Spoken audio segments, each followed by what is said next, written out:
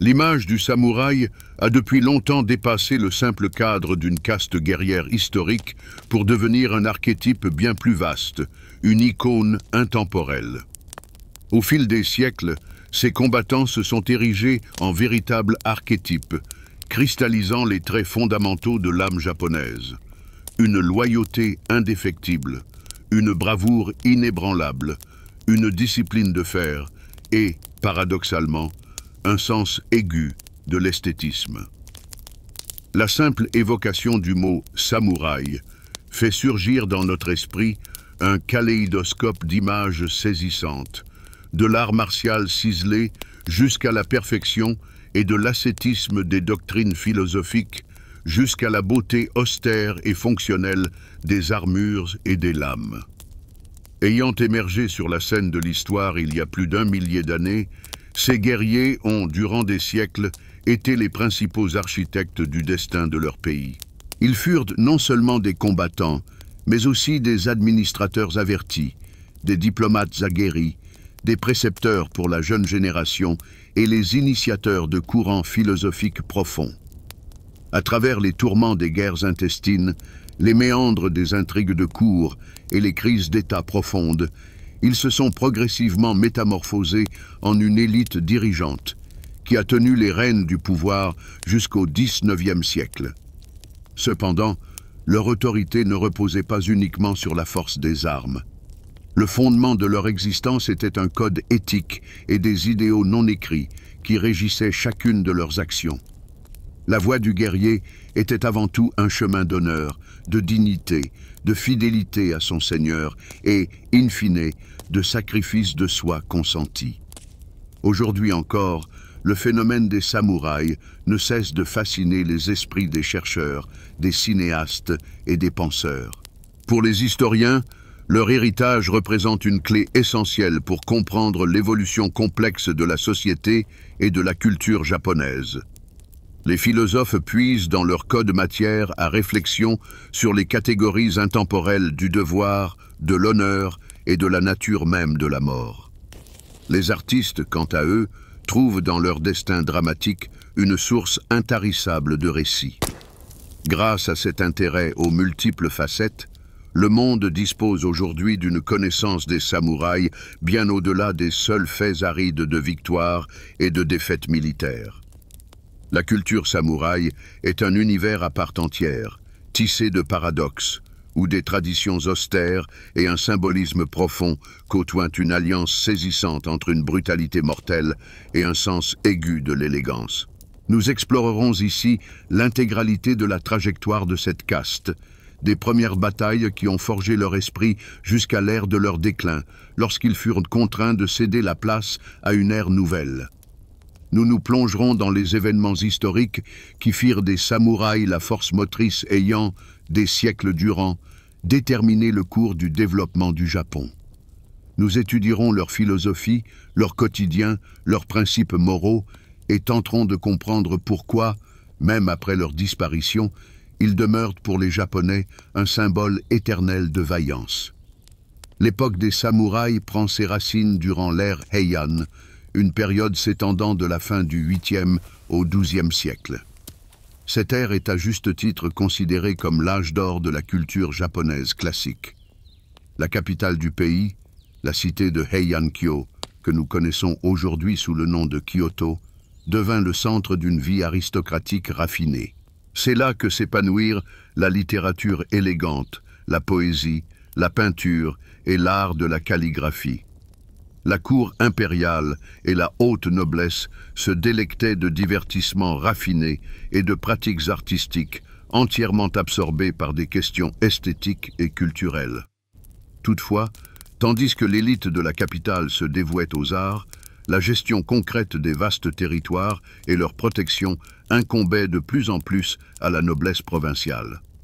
C'est précisément dans ce milieu que commencèrent à se dessiner les prémices d'un groupe social tout à fait singulier. Au sein même de la cour impériale apparut alors un nouveau type de serviteurs, les gardes armés, ou samouraïs, dont la mission était d'assurer la protection des aristocrates, de les escorter lors de leurs déplacements et de garantir leur sécurité. Le mot même « samouraï » se traduit littéralement par « celui qui accompagne » ou « celui qui sert un seigneur ». Cette signification originelle, purement utilitaire, fut la graine à partir de laquelle, avec le temps, s'épanouit une caste entière qui allait transformer l'histoire. Une faille se dessinait dans la structure du pouvoir étatique, et personne dans la capitale scintillante ne se doutait encore que par cette brèche, une force absolument nouvelle et invincible ferait bientôt son entrée sur la scène de l'histoire. Au fil des décennies, le pouvoir impérial et sa cour de la capitale se transformaient de plus en plus en une façade dorée, perdant tout contrôle réel sur les provinces lointaines. La cause de ce déclin résidait dans l'absorption totale des aristocrates de la cour par les rituels palatiaux, les divertissements culturels raffinés et les activités littéraires. Ce détachement des problèmes pressants de l'État conféra aux lignées nobles locales une liberté d'action quasi illimitée. Pendant ce temps, dans les régions, de grandes familles claniques gagnaient en puissance, possédant d'immenses domaines fonciers et entretenant leurs propres formations armées, composées de guerriers qui leur étaient entièrement dévoués. Le pouvoir de fait, sur le terrain, passait progressivement entre les mains de clans régionaux influents, parmi lesquels se distinguaient particulièrement les Fujiwara, les Taira et les Minamoto, chacun avec sa propre stratégie unique. Le clan Fujiwara, durant de nombreux siècles, détenait un poids politique colossal à la cour. Ses représentants occupaient des postes étatiques clés et mariaient habilement leurs filles au sein de la famille impériale par le biais d'unions dynastiques, ce qui leur permettait de manipuler les actions du monarque lui-même. Leur arme principale n'était pas l'épée, mais la diplomatie et une toile complexe d'intrigues politiques. Les clans Taira et Minamoto, issus des branches collatérales de la lignée impériale et donc privés de droits au trône, empruntaient une voie radicalement différente. Les Taira concentraient leurs possessions dans l'ouest du Japon, contrôlant des territoires stratégiquement cruciaux autour de la mer intérieure du Japon. Ils cherchaient à consolider leur position en combinant habilement supériorité militaire et alliance politique à la cour. Grâce à des liens étroits avec l'aristocratie de la capitale, le clan Taira parvint à occuper des postes importants et à se rapprocher étroitement des leviers du pouvoir suprême. Le clan Minamoto, à l'inverse, dominait l'est du pays, dans la vaste et rude région du Kanto. Leur influence reposait presque exclusivement sur la puissance militaire et la loyauté indéfectible de leurs nombreux vassaux, pour qui servir leur seigneur et la fidélité personnelle étaient les valeurs suprêmes de l'existence. Les représentants Minamoto se manifestaient rarement à la cour impériale, préférant renforcer leur autorité par un contrôle militaire direct sur les terres. Avec le temps, une rivalité acerbe entre ces puissantes maisons devint inévitable. Possédant des armées considérables et des ambitions illimitées, les Taira et les Minamoto devaient inévitablement s'affronter dans une lutte pour les terres et l'influence, et cette confrontation était destinée à transformer à jamais le paysage historique du Japon. Sur fond de pouvoir central déclinant, de nouveaux foyers de puissance émergeaient dans les provinces fondées sur la force militaire. Les aristocrates régionaux, constamment confrontés aux menaces des bandes de brigands, aux révoltes paysannes et à l'agression des voisins, commencèrent à former leurs propres corps armés. Ces milices, qui devinrent le prototype de la future caste samouraï, ne marquaient pas seulement la croissance de l'autonomie des provinces, mais aussi la genèse d'une culture guerrière entièrement nouvelle, édifiée sur les principes de loyauté personnelle, de discipline stricte et de liens sociaux indissolubles. Initialement, ces contingents étaient composés de propriétaires fonciers libres, de rejetons de la petite noblesse terrienne et de combattants aguerris, capables de subvenir eux-mêmes à leurs besoins en matière de monture et d'équipement. Servir dans ces milices ouvrait la voie à une ascension sociale, d'autant plus si le guerrier obtenait en récompense le droit de gérer des terres. Beaucoup d'entre eux devenaient gérants de domaines, les jito, chargés de collecter les impôts, de superviser les récoltes et d'assurer l'ordre et la sécurité sur le territoire qui leur était confié. Les grands propriétaires fonciers, qu'il s'agisse de puissants clans, de riches monastères ou d'aristocrates influents, confiaient aux guerriers la gestion de vastes domaines autonomes, entièrement soustraits à la juridiction de l'administration de la capitale. Cela garantissait aux guerriers une base économique solide et renforçait considérablement leur loyauté envers leurs protecteurs. Ainsi fut jetée la première pierre d'un nouveau monde, où le droit à la terre devenait le prix de la loyauté et le statut s'acquérait par le service. Et dans l'arsenal de cette classe de guerriers naissante, la place centrale n'était pas occupée par l'épée, mais par le long arc, devenu l'instrument principal de leur survie et de leur domination. L'apogée de l'art guerrier de cette époque était l'art du tir à l'arc à cheval, perfectionné lors de cérémonies de chasse ritualisées et de tournois spéciaux. Ce n'était pas seulement une compétence martiale, mais aussi une démonstration de noble lignée et d'une maîtrise technique suprême.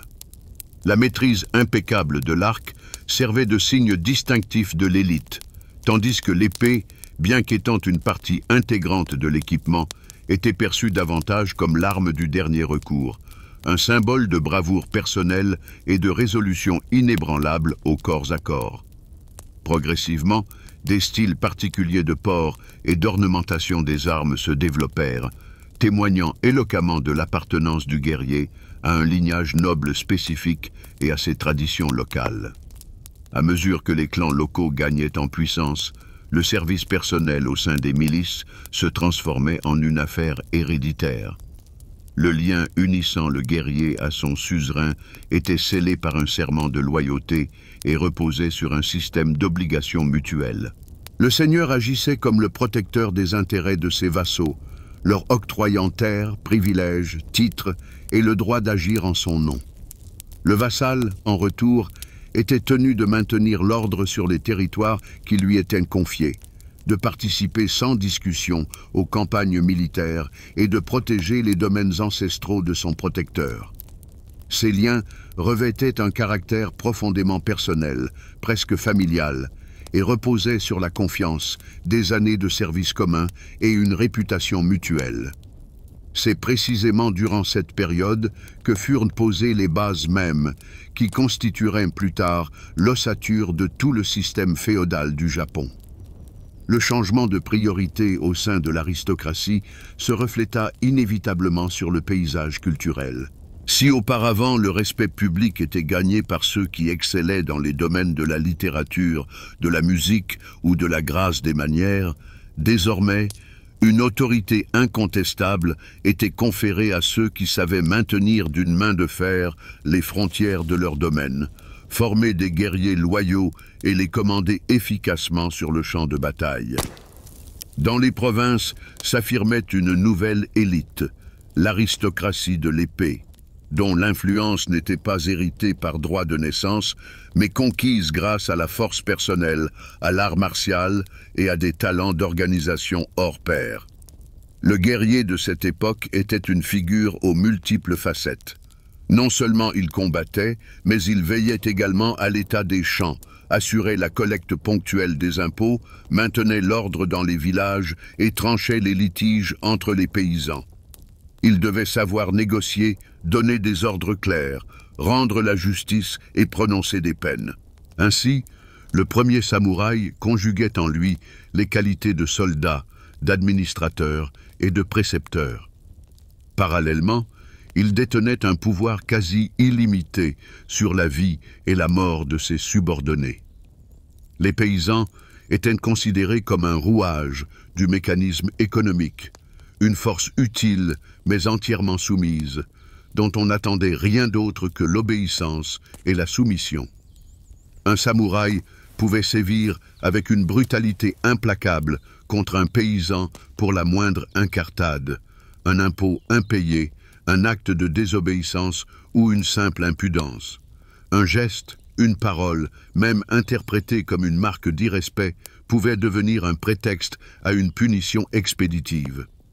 Les chroniques et registres fonciers qui nous sont parvenus regorge de mentions de paysans tués pour le seul fait d'avoir croisé un cavalier sans s'incliner, ou d'avoir osé contredire un intendant lors d'une discussion sur le montant de l'impôt. De tels actes n'étaient pas perçus comme des abus de pouvoir, mais comme des composantes inhérentes de l'ordre établi. En affirmant un contrôle absolu sur leur sujet, les samouraïs consolidaient la réputation de leur clan et de leur seigneur.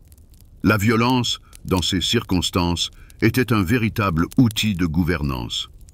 À la fin du XIIe siècle, la tension entre les plus grands clans du Japon atteignit son paroxysme. Des décennies durant, les maisons Taira et Minamoto avaient consolidé leur puissance militaire, levé des armées, noué des alliances et mené une lutte acharnée pour l'influence à la cour impériale. Ce bras de fer pour le pouvoir et le contrôle du pays, mûri de longue date, dégénéra finalement en un conflit armé de grande envergure, passé à la postérité sous le nom de guerre de Genpei. Cette guerre, qui déchira presque l'intégralité du territoire japonais, marqua un tournant historique majeur, séparant irrémédiablement l'ère de l'aristocratie de cour de celle de la caste militaire. Pour la première fois dans l'histoire, ce furent les samouraïs eux-mêmes qui scellèrent le destin d'événements d'une portée nationale. Le prétexte formel fut une querelle dynastique pour la succession au trône, mais en réalité, l'enjeu était d'une ampleur incomparablement plus vaste. Il s'agissait de déterminer à qui appartiendrait désormais l'âme même de l'État japonais. En 1179, la puissance du clan Taira, menée par son chef Kiyomori, atteignit son apogée.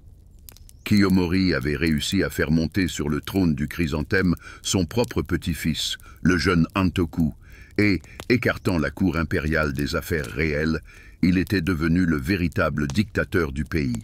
Une telle concentration sans précédent du pouvoir entre ses mains sema les graines d'une profonde discorde au sein de la vieille aristocratie, et le terreau le plus fertile pour ce mécontentement se trouva dans les rangs de leurs éternels rivaux, le clan Minamoto.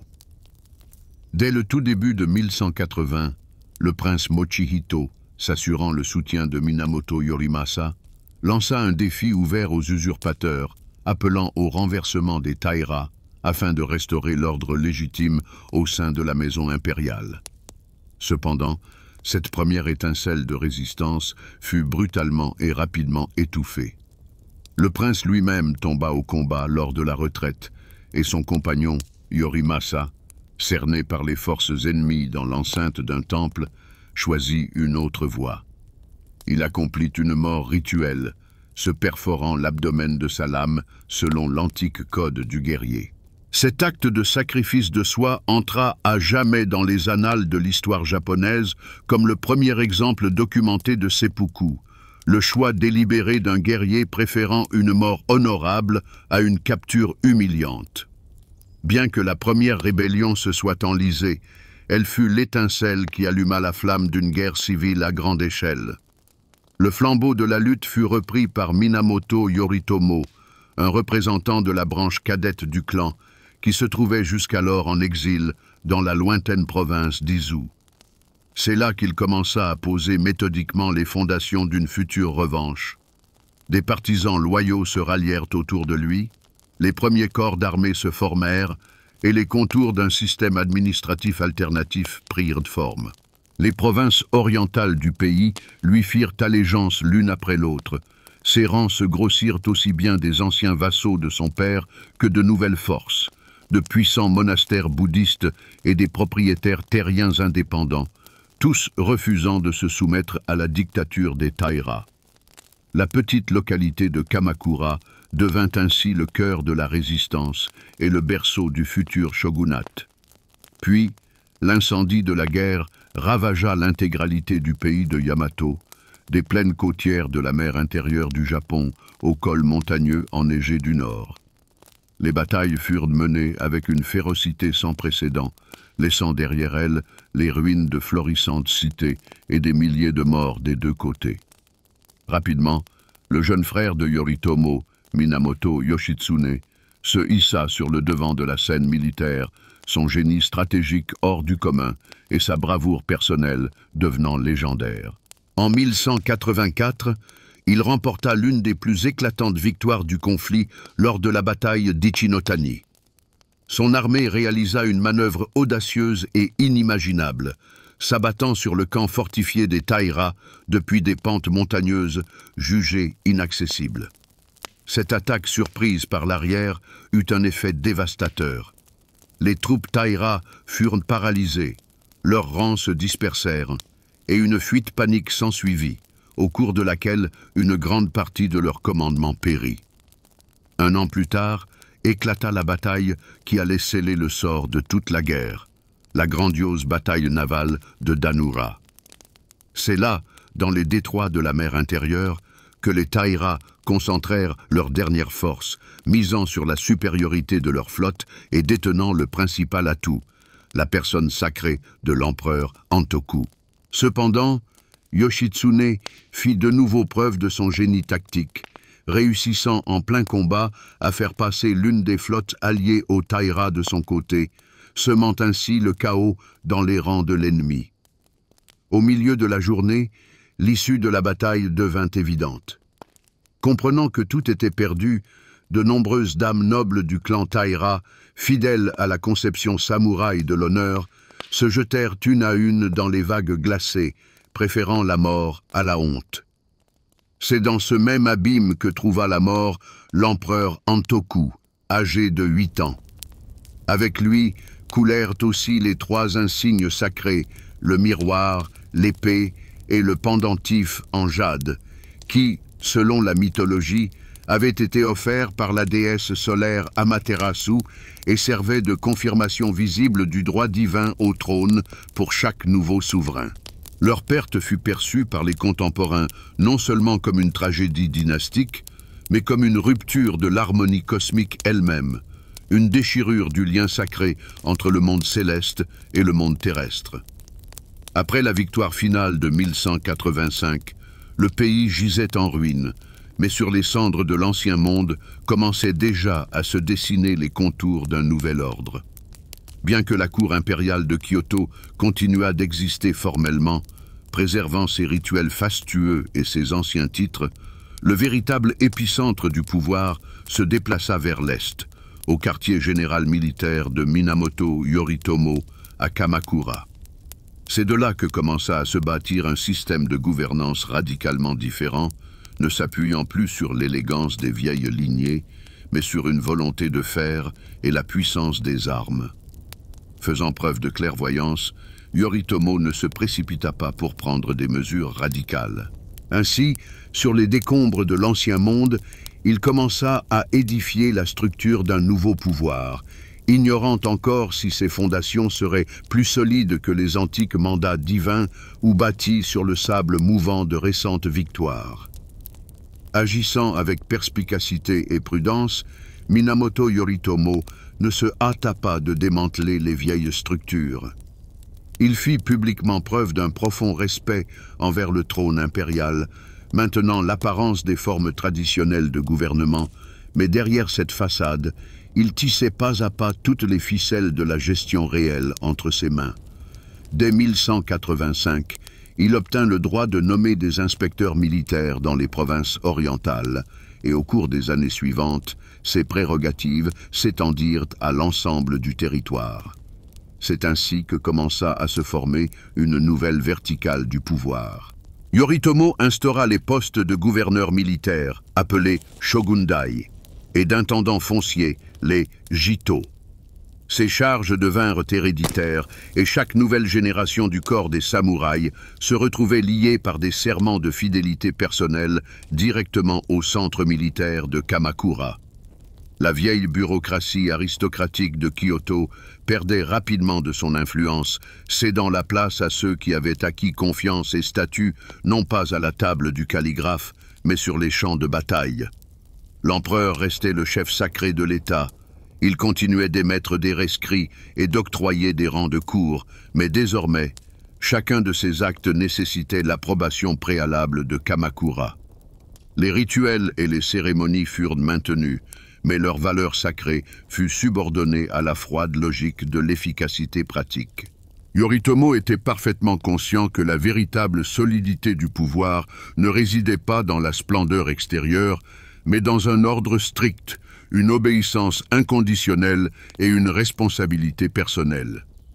En 1192, ce nouvel ordre reçut sa consécration officielle. L'empereur conféra à Yoritomo le titre de Seii Taishogun.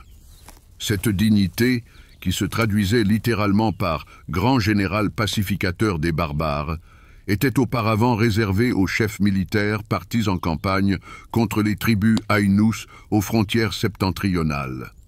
Sous Yoritomo, elle acquit cependant un sens tout nouveau et englobant, désignant le souverain militaire suprême de tout le Japon. Cependant, tous les héros de la guerre passée ne purent trouver leur place dans ce nouveau système méticuleusement édifié. Le jeune frère du souverain, Minamoto Yoshitsune, dont le rôle dans la défaite du clan Taira fut décisif, jouissait d'une immense popularité au sein de la classe des samouraïs. Sa gloire militaire, son courage personnel inégalé et sa tactique géniale lui avaient forgé un nom qui résonnait dans tout le pays, même après la fin des hostilités. Cette célébrité fracassante suscitait une inquiétude croissante à Kamakura, où s'édifiait un ordre fondé sur une hiérarchie stricte et une obéissance inconditionnelle. Yoritomo commença à écarter méthodiquement son frère de toutes les affaires, et peu après, il ordonna son arrestation.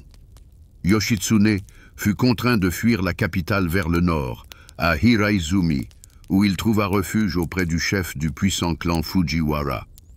Là, sous la protection de Fujiwara Hidehira, il passa ses derniers mois. Mais après la mort de son protecteur, son sort était scellé. Le nouveau chef du clan, désireux de préserver sa loyauté envers Kamakura, trahit le fugitif. Lorsque la maison de Yoshitsune fut encerclée, il refusa de se rendre. Jusqu'à la fin, son plus fidèle compagnon resta à ses côtés. Le légendaire moine guerrier Benkei. Issu des Sohei, ces moines armés des temples qui constituaient à cette époque une formidable force militaire, Benkei maniait avec virtuosité la Naginata, une arme lourde à long manche et à large lame. La légende raconte qu'il se tenait jadis sur le pont Gojo à Kyoto, défiant en duel chaque guerrier armé d'un sabre. Il vainquit 999 adversaires avant d'être terrassé par le jeune Yoshitsune, à qui il jura ensuite une fidélité éternelle. Au cours des années de guerre, Benkei avait traversé des dizaines de batailles, et sa taille colossale, sa force surhumaine et sa dévotion absolue envers son maître inspiraient la terreur même à ses ennemis. À l'heure du dernier siège, il prit position près du pont menant à la maison afin de gagner de précieuses minutes pour son seigneur. Sa silhouette imposante en armure, Naginata au poing, barrait entièrement le passage. Les soldats envoyés de Kamakura restèrent figés dans l'indécision, car ils savaient parfaitement qui se tenait devant eux. Personne n'osait s'approcher à portée de coups d'un homme capable d'exterminer seul des dizaines de guerriers. Au lieu de cela, ils le criblèrent d'une pluie de flèches. Les traits, un à un, s'enfonçaient dans sa chair, mais le guerrier demeurait inflexible, campé sur ses jambes. Lorsque le calme revint et que les soldats osèrent enfin approcher, ils découvrirent Benkei, mort, mais toujours debout, fidèle à son poste. Cet épisode, gravé dans les annales et magnifié par les récits populaires, devint l'emblème éternel de la ténacité et de la loyauté des samouraïs. Au même instant, dans le silence feutré des appartements intérieurs, Yoshitsune accomplissait le seppuku.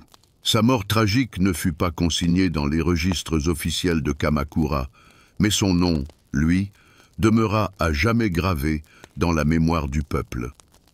Ainsi s'acheva l'histoire des deux frères. L'un bâtit un empire qui traversa les siècles, tandis que l'autre érigea une légende, plus puissante encore que le temps et le pouvoir.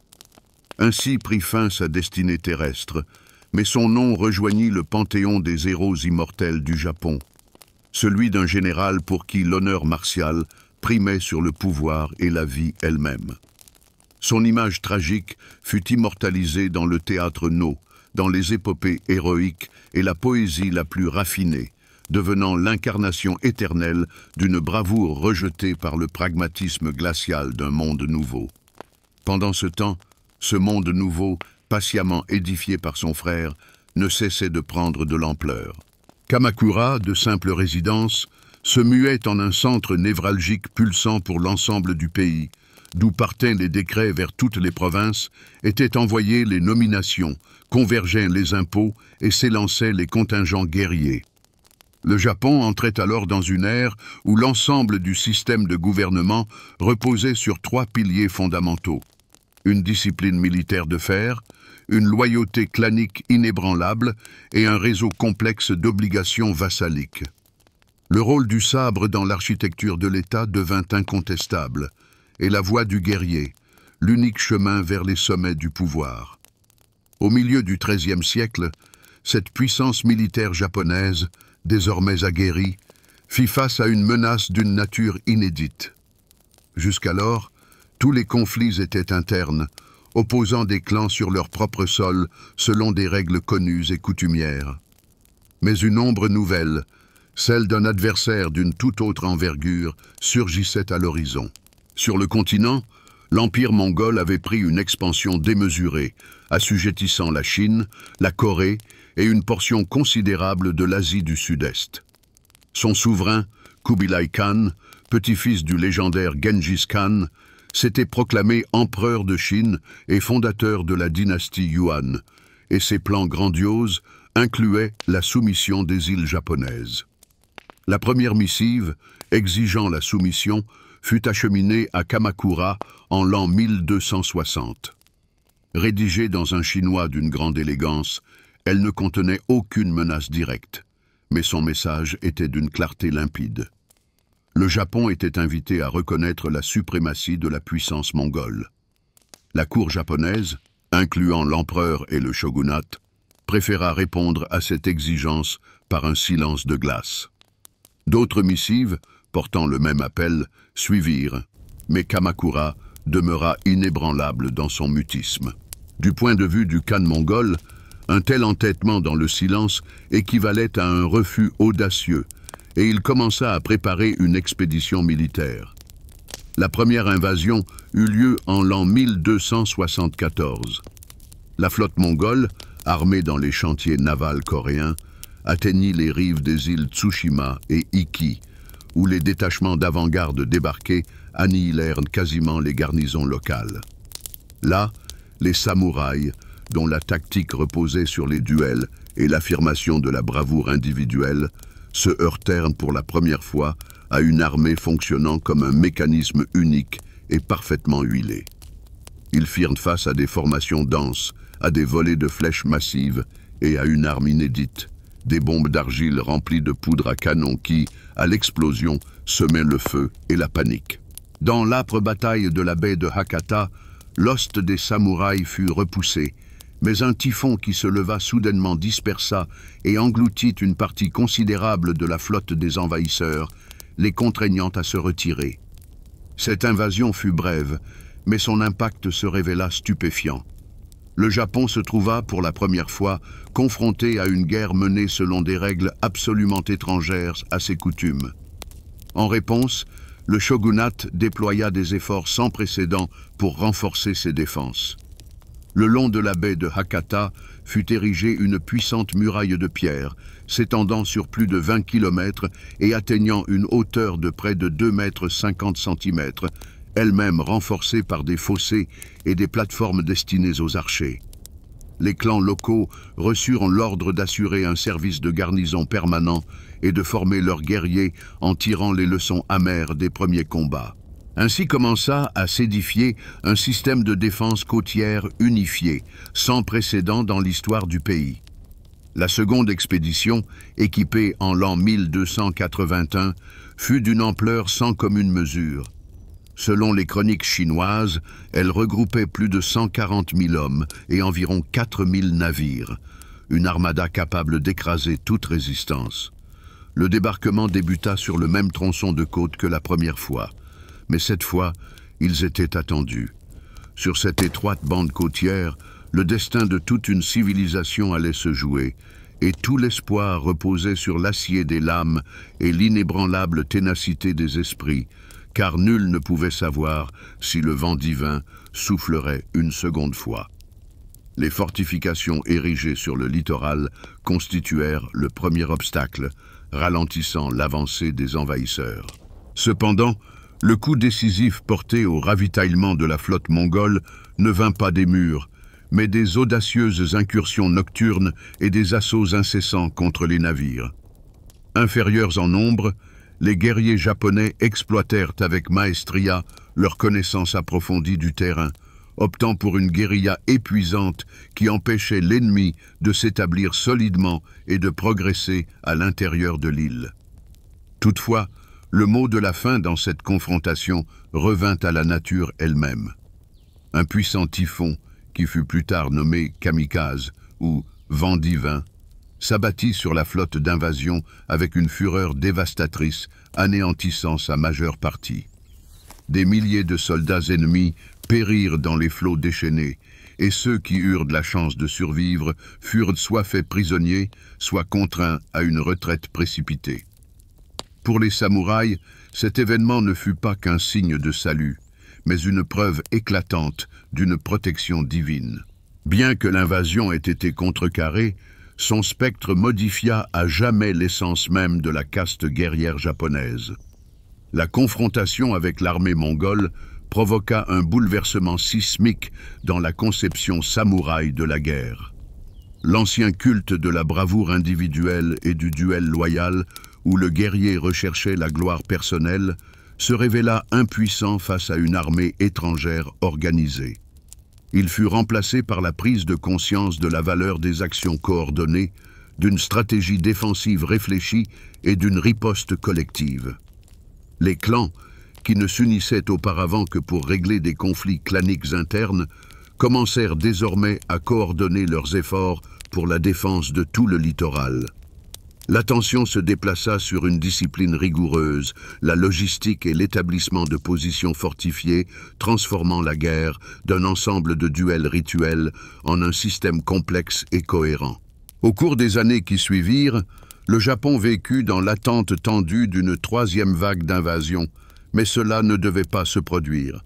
Le Khan Kubilai s'éteignit, sans jamais avoir réalisé son rêve de conquérir les îles. Le shogunat de Kamakura réussit à maintenir l'intégrité de l'État et la classe des samouraïs, trempés dans les combats pour les frontières nationales, se mua définitivement en la principale force nationale du pays. Cette transformation ne fut pas seulement tactique. Elle reposait sur un profond code interne qui définissait la vision du monde du guerrier japonais. Le samouraï était bien plus qu'un simple soldat. Tous ses actes, ses décisions et son comportement, aussi bien au combat que dans la vie quotidienne, obéissaient à un recueil de règles qui, au fil des siècles, s'étaient forgées à partir de notions de devoir, de loyauté et de maîtrise de soi. Ce code avait un nom, le Bushido. En japonais, ce mot signifie le « chemin du guerrier » et à l'époque féodale, il acquit une portée culturelle colossale. Le Bushido ne constituait pas une simple énumération de compétences martiales, mais une éthique englobante, un système de normes qui dictait aux samouraïs comment il devait vivre, servir son seigneur et affronter la mort. Sa genèse fut progressive, intégrant la révérence shintoïste envers la terre natale et les ancêtres, la sereine acceptation bouddhiste de la souffrance et de la mort, ainsi que l'enseignement confucéen sur la stricte hiérarchie et le devoir inconditionnel. Ce code n'était ni consigné sous forme de loi, ni enseigné formellement dans les écoles. Il s'assimilait dès la prime enfance par une discipline quotidienne, l'observation du comportement des aînés et le respect scrupuleux des exigences du Seigneur. Au sein de la famille samouraï, l'enfant ne recevait pas de leçons théoriques sur le Bushido. On lui apprenait dès son plus jeune âge l'obéissance inconditionnelle, la responsabilité de ses actes, la maîtrise de soi et la nécessité de toujours placer le devoir au-dessus de l'intérêt personnel. Ce n'est qu'au début du XVIIe siècle, avec l'avènement d'une longue période de paix, que ce code commença à être réfléchi et consigné dans des traités philosophiques. Cependant, dans sa forme originale et vivante, il imprégnait absolument toutes les facettes de l'existence du guerrier. Le respect déférent envers le Seigneur, une attention scrupuleuse aux détails, la précision de chaque geste et la disponibilité à accepter la mort comme une partie intégrante du service étaient considérées comme la norme naturelle. La probité financière servait de mesure à la dignité intérieure. Un samouraï qui commençait à marchander ou à discuter ouvertement du montant de sa rémunération mettait en doute son honneur même, ce qui était jugé absolument inadmissible dans la culture guerrière. Le système de rémunération était conçu de manière à éloigner le plus possible le guerrier des affaires monétaires. Sa solde ne lui était jamais versée en monnaie sonnante et trébuchante. Au lieu de cela, son revenu était mesuré en koku, une unité conventionnelle équivalente au volume de riz nécessaire pour nourrir un adulte pendant 1 an. Un koku correspondait à environ 150 kg de céréales, et c'était précisément cette quantité qui déterminait le rang du samouraï et sa capacité à subvenir aux besoins non seulement de sa famille, mais aussi de ses vassaux. Le guerrier ne recevait pas d'argent, mais le droit de percevoir la récolte sur la parcelle de terre qui lui était allouée. C'est ensuite ce riz qui était vendu aux marchands ou échangé contre les biens nécessaires. Pour acquérir tout ce dont il avait besoin, des armures au papier à lettres, le samouraï recourait au service de maisons de commerce spécialisées, établies dans les grandes villes. Ces maisons fournissaient à la caste militaire armes, étoffes et objets du quotidien, et tous les règlements s'effectuaient par l'intermédiaire de gérants qui convertissaient la valeur du riz en équivalent de marchandises. Certes, les guerriers aisés pouvaient se permettre des armes sur mesure ou des armures de parade somptueuses, mais la grande majorité portait un équipement hérité de leur père et grand-père. Les lames légendaires et les solides armures servaient pendant des décennies. Elles étaient méticuleusement réparées, reforgées et transmises comme le plus précieux des héritages à la génération suivante. Ainsi, le monde matériel du guerrier devenait le prolongement de son esprit, et la lame ancestrale se transformait de simple arme en gardienne silencieuse d'un honneur qu'il lui faudrait défendre au prix de sa propre vie. Pourtant, cette opulence était loin d'être à la portée de tous les guerriers, surtout pour ceux des rangs inférieurs. Souvent, ils se retrouvaient piégés dans une spirale d'endettement envers la classe marchande, contractant des emprunts à des taux d'intérêt exorbitants qui, avec le temps, devenaient un fardeau insoutenable. Dans ces discussions, le mot même de « argent » était soigneusement évité, car recevoir sa solde en argent ou en cuivre était perçu comme une humiliation profonde. Le grand daimyo Takeda Shingen déclara un jour « Un véritable samouraï préférera se séparer de sa dernière pièce plutôt que de s'abaisser à marchander. » Les chroniques rapportent même la légende d'un guerrier du clan Mori qui, dans un accès de rage, fendit de son sabre un morceau de tissu précieux qu'un marchand lui avait proposé à un prix jugé humiliant par le samouraï. Ce code de conduite interne dépassait de loin les considérations financières et imprégnait l'essence même de l'existence du guerrier, transformant même les gestes quotidiens en une prolongation de son devoir.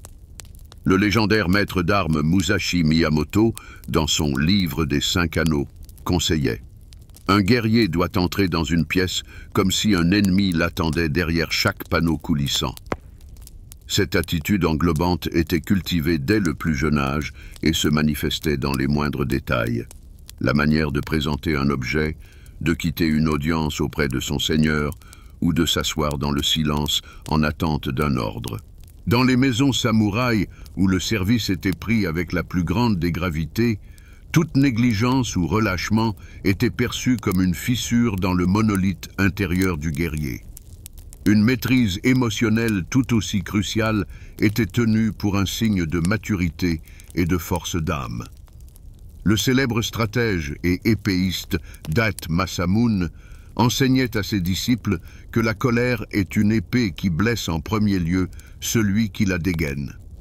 On attendait du samouraï un contrôle absolu de sa voix, la capacité de réprimer son irritation et de conserver une clarté d'esprit cristalline, même au cœur de la discussion la plus enflammée. Manifester de la colère ou de la rancœur en conversation signifiait une perte d'honneur, tandis que le véritable respect était voué à celui qui demeurait imperturbable et précis dans ses jugements, quelles que fussent les circonstances extérieures. L'éducation esthétique complétait harmonieusement la prestance martiale. Il était estimé qu'un samouraï se devait de maîtriser l'art de la calligraphie, d'appréhender la profondeur de la cérémonie du thé, d'apprendre à composer des poèmes et à entretenir un jardin. Ces occupations, en apparence paisibles, développaient en réalité la même concentration extrême et la même précision des gestes que celles exigées sur le champ de bataille. Le grand maître de la cérémonie du thé, Sen no Rikyu, affirmait « La pièce de thé est un champ de bataille contre ses propres imperfections ». L'art devenait un instrument pour renforcer l'ordre intérieur, une autre manière d'aiguiser l'esprit, tel un sabre. Une composante primordiale de cet ordre intérieur résidait dans le dépassement de la peur primale de la mort. Pour accoutumer l'esprit à la proximité du néant, les jeunes guerriers étaient envoyés seuls dans les cimetières, contraints de passer des nuits parmi les corps silencieux des guerriers tombés au combat. Dans son journal, le samouraï Araki Murashige décrivait comment son instructeur ordonnait à ses élèves de demeurer auprès des morts jusqu'à ce que toute tension intérieure disparaisse complètement. De telles pratiques n'étaient pas perçues comme une punition cruelle. Il s'agissait d'un entraînement visant à forger la capacité à conserver son sang-froid dans les circonstances les plus instables et terrifiantes. Le samouraï, ayant traversé de telles épreuves, acquérait une expérience inestimable, lui permettant de maîtriser sa panique intérieure et d'agir avec une précision mécanique, même face à une mort inéluctable.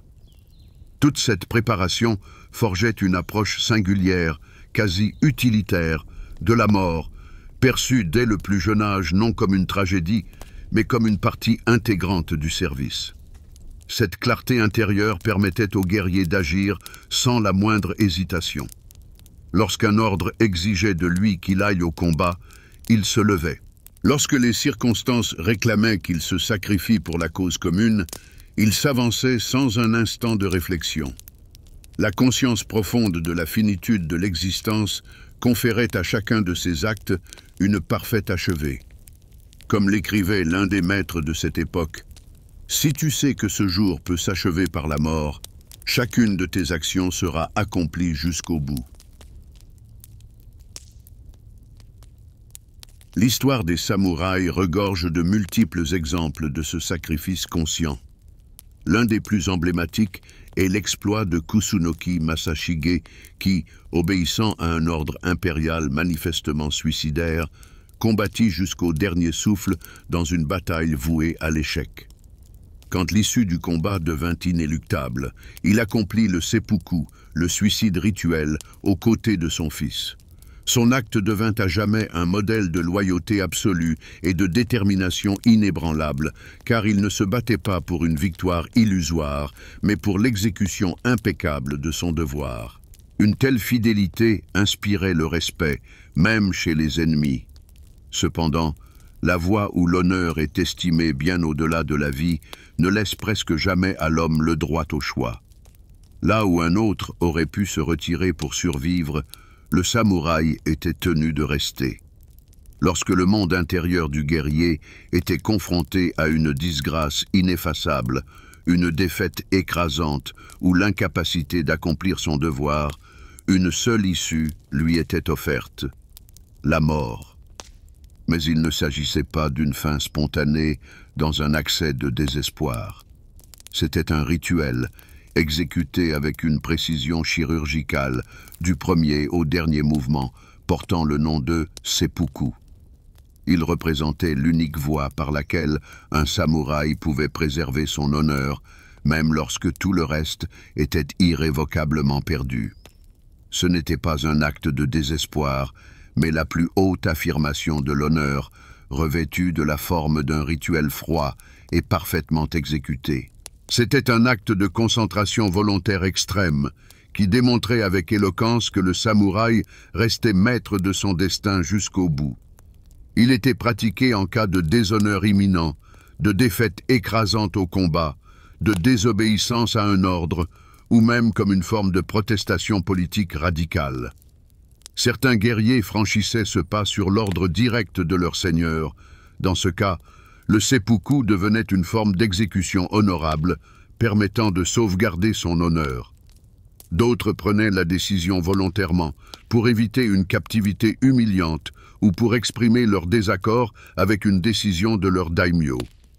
Dans tous les cas, c'était un geste par lequel l'homme affirmait son droit à rester dans la mémoire des générations futures comme un guerrier authentique. Le rituel était conduit avec une rigueur absolue. Le samouraï s'habillait de vêtements blancs, symbole de pureté, s'agenouillait, exposait son ventre et sortait un court sabre spécial, appelé tanto. Il devait ensuite pratiquer une incision transversale de l'abdomen, menant la lame de gauche à droite, lentement, profondément et avec une concentration absolue. Dans des cas particulièrement rares, exigeant une force de volonté véritablement surhumaine, les guerriers exécutaient une seconde incision, verticale celle-ci.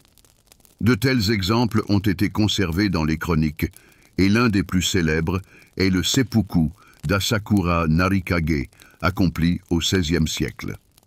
Il refusa délibérément l'aide d'un assistant, réalisa 2 incisions complètes et affronta la mort sans émettre le moindre son, devenant ainsi un parangon de maîtrise de soi. De tels actes étaient perçus comme la confirmation suprême de la discipline intérieure. Cependant, dans la grande majorité des cas, derrière le samouraï accomplissant le rituel se tenait le kaishaku, un assistant de confiance dont la tâche était de clore la cérémonie. Il devait décapiter le guerrier à un moment précis, et cela n'était pas fait par cruauté, mais par souci de dignité. Ainsi, le samouraï était épargné des tourments de l'agonie, d'un cri involontaire ou d'une grimace de douleur qui aurait pu altérer et déshonorer la grandeur de son dernier acte. La maîtrise du kaishaku était estimée à un niveau extraordinairement élevé.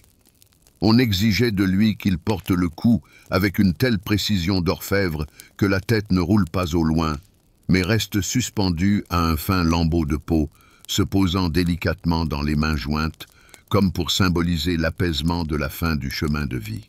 Pour s'entraîner à un tel coup, les futurs kaishaku étaient formés à l'avance, parfois en utilisant des criminels condamnés à une exécution ordinaire, ce qui était également considéré comme une forme de service. Juste avant d'accomplir le seppuku, le samouraï écrivait généralement un poème d'adieu, une partie essentielle du rituel de concentration intérieure. Ces poèmes, connus sous le nom de jissei, devenaient une expression laconique de l'acceptation de son propre destin. En quelques vers, l'homme cherchait à refléter l'essence de sa vie et la conscience de son achèvement.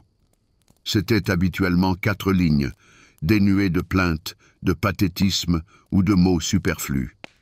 Elles résumaient le tout sans hâte, ni supplication, ni dispute.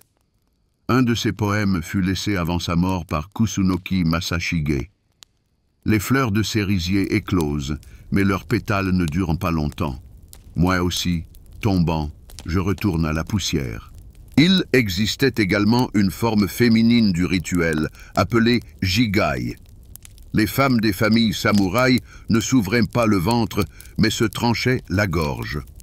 Avant cela, elles ligotaient impérativement leurs chevilles avec un ruban, afin que même après la mort, leur corps conserve une position décente.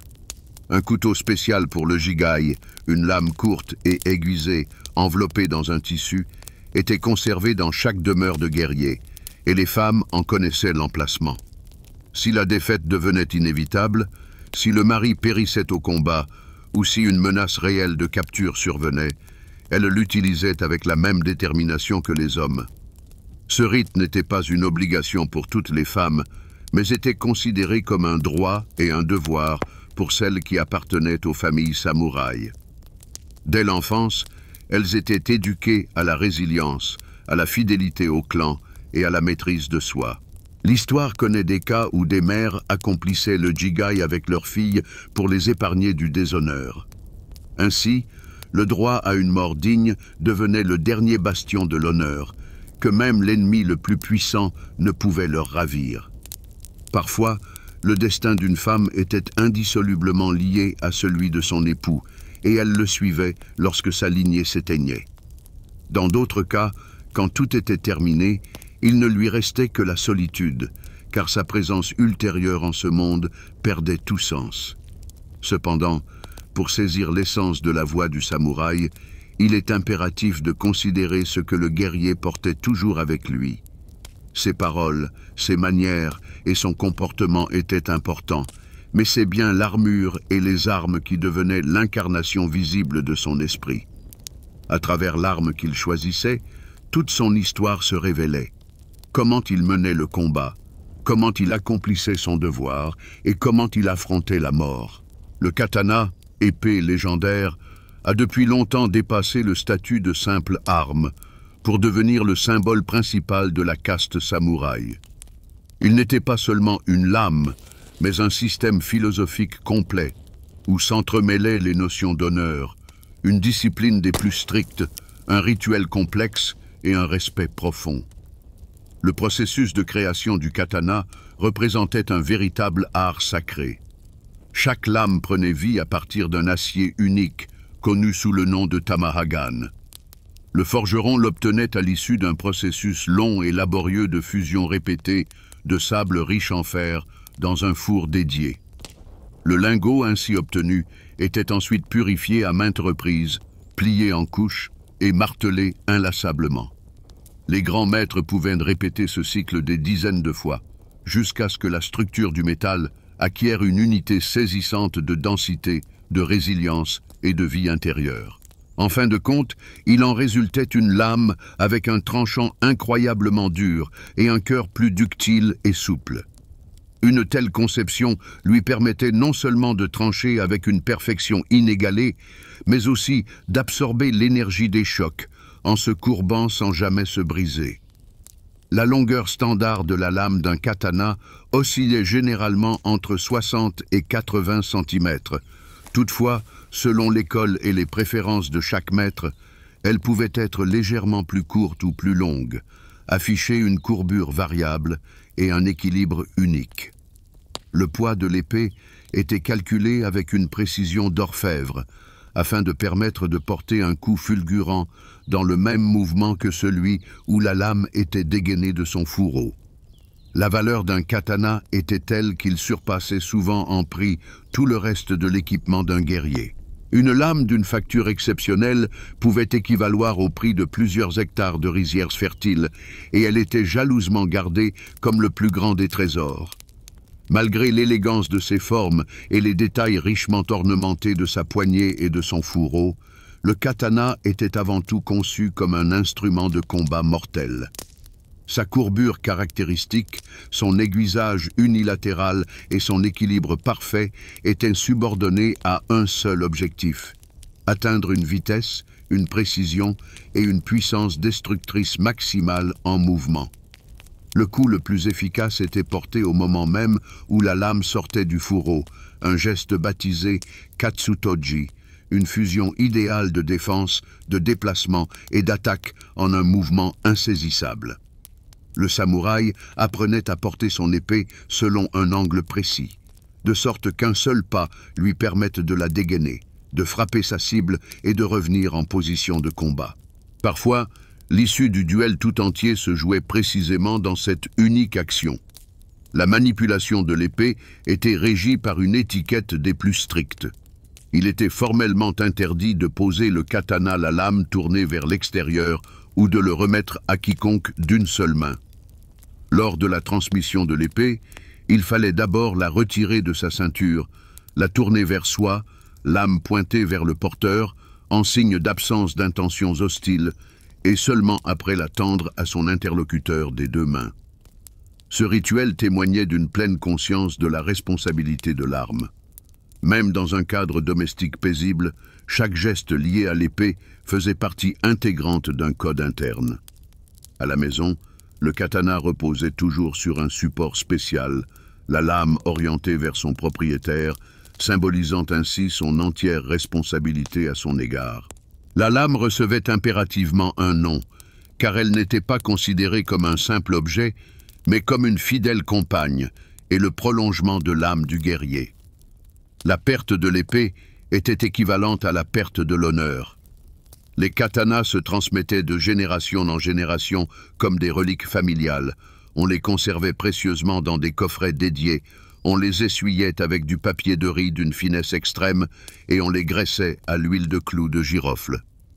Les traces de sang étaient immédiatement retirées de la lame, non seulement parce qu'elle provoquait la corrosion de l'acier, mais aussi parce qu'il était considéré comme honteux de les laisser. Après chaque combat, l'épée était méticuleusement nettoyée, car négliger cette règle menaçait le guerrier d'une perte de respect. Bien que le katana soit devenu le symbole universel de la caste samouraï, la dure réalité du champ de bataille exigeait du guerrier une flexibilité tactique. Le véritable maître ne possédait pas une seule arme, mais tout un arsenal diversifié, comprenant intuitivement le rythme et la distance dictée par l'affrontement. Le choix dépendait d'une multitude de facteurs: la distance par rapport à l'adversaire, le type de son armure, la densité des lignes ennemies, les particularités du relief et même les conditions météorologiques. Chaque type d'arme révélait une facette spécifique de l'art guerrier, de la force dévastatrice au contrôle parfait, de la précision chirurgicale à l'endurance extrême. Parmi les lames les plus impressionnantes de l'arsenal du samouraï figurait le nodachi, une épée de champ gigantesque surpassant le katana en taille de près du double. La longueur de sa lame pouvait atteindre de 120 à 150 cm et sa poignée représentait jusqu'à la moitié de la taille d'un homme. En raison de ses dimensions imposantes, il n'était pas porté à la ceinture, mais dans le dos, parfois avec l'aide d'un écuyer. Dégainer une telle arme n'était possible qu'en mouvement, en effectuant un ample mouvement de balayage. C'était un instrument de percée, d'intimidation et d'anéantissement total, capable, entre les mains d'un guerrier expérimenté, de trancher non seulement une lourde armure, mais aussi le cheval et son cavalier en un seul coup. Ainsi, la lame, conçue pour une destruction absolue, devenait entre les mains du maître un instrument capable de modifier le tissu même de la bataille. Mais le guerrier, maniant une telle puissance, demeurait-il un homme ou se transformait-il lui-même en une force incontrôlable? Le guerrier, armé d'une telle lame, se transformait en un bélier vivant, marchant en première ligne pour écraser les rangs ennemis et percer n'importe quelle défense. Sa silhouette sur le champ de bataille n'était pas perçue comme celle d'un homme, mais comme une force implacable, lente, mais absolument incassable. Chaque samouraï portait également en permanence sur lui un wakizashi, une épée courte, dont la longueur ne dépassait pas 60 cm. Il formait une paire indissociable avec le katana, connu sous le nom de daisho. Son utilité se révélait dans l'étroitesse de la mêlée, où la longue lame devenait une gêne, et dans les espaces confinés, où il fallait se défendre instantanément et garder le contrôle de la situation. Le wakizashi restait avec le guerrier même à l'intérieur de la maison, l'accompagnant dans les moments où l'arme principale n'était pas accessible. On ne le dégainait qu'avec une pensée froide et précise de son utilisation, car cette lame servait également d'instrument rituel, celle-là même qui était employée pour le seppuku, lorsque l'honneur exigeait le dernier et le plus grand des sacrifices. L'arsenal du samouraï comprenait également le yari, une lance avec un fer droit, le plus souvent en forme de feuille. C'était l'un des outils les plus polyvalents pour le combat en formation. Sa longueur pouvait atteindre 2, et dans certains cas, 3 mètres. Le yari permettait de maintenir l'adversaire à distance de sécurité, de percer les armures et de contenir la charge furieuse de l'ennemi. Il était utilisé pour la défense des forteresses, dans les formations denses d'infanterie et lors des longues marches.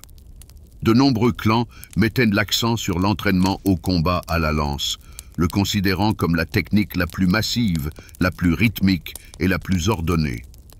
Elle laissait au guerrier moins de marge de manœuvre individuelle, mais en retour, lui donnait la possibilité d'agir comme un organisme unique et coordonné. Dans les batailles décisives, ce sont les lanciers qui tenaient les flancs et encaissaient le premier choc, gagnant du temps pour les épéistes et les archers. La simplicité trompeuse de cette arme cachait la nécessité de mouvements précis, d'une force physique et d'un sens impeccable de la distance. Une autre arme d'astre redoutable était la naginata, une lame courbée fixée sur un long manche.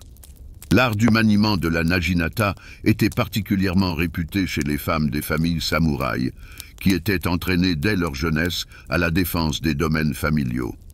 Ces onabugeisha, élevés dans les maisons guerrières, perfectionnaient leur maîtrise à l'extrême. Entre leurs mains, la naginata devenait un symbole de la protection du clan et de la résilience de toute la lignée.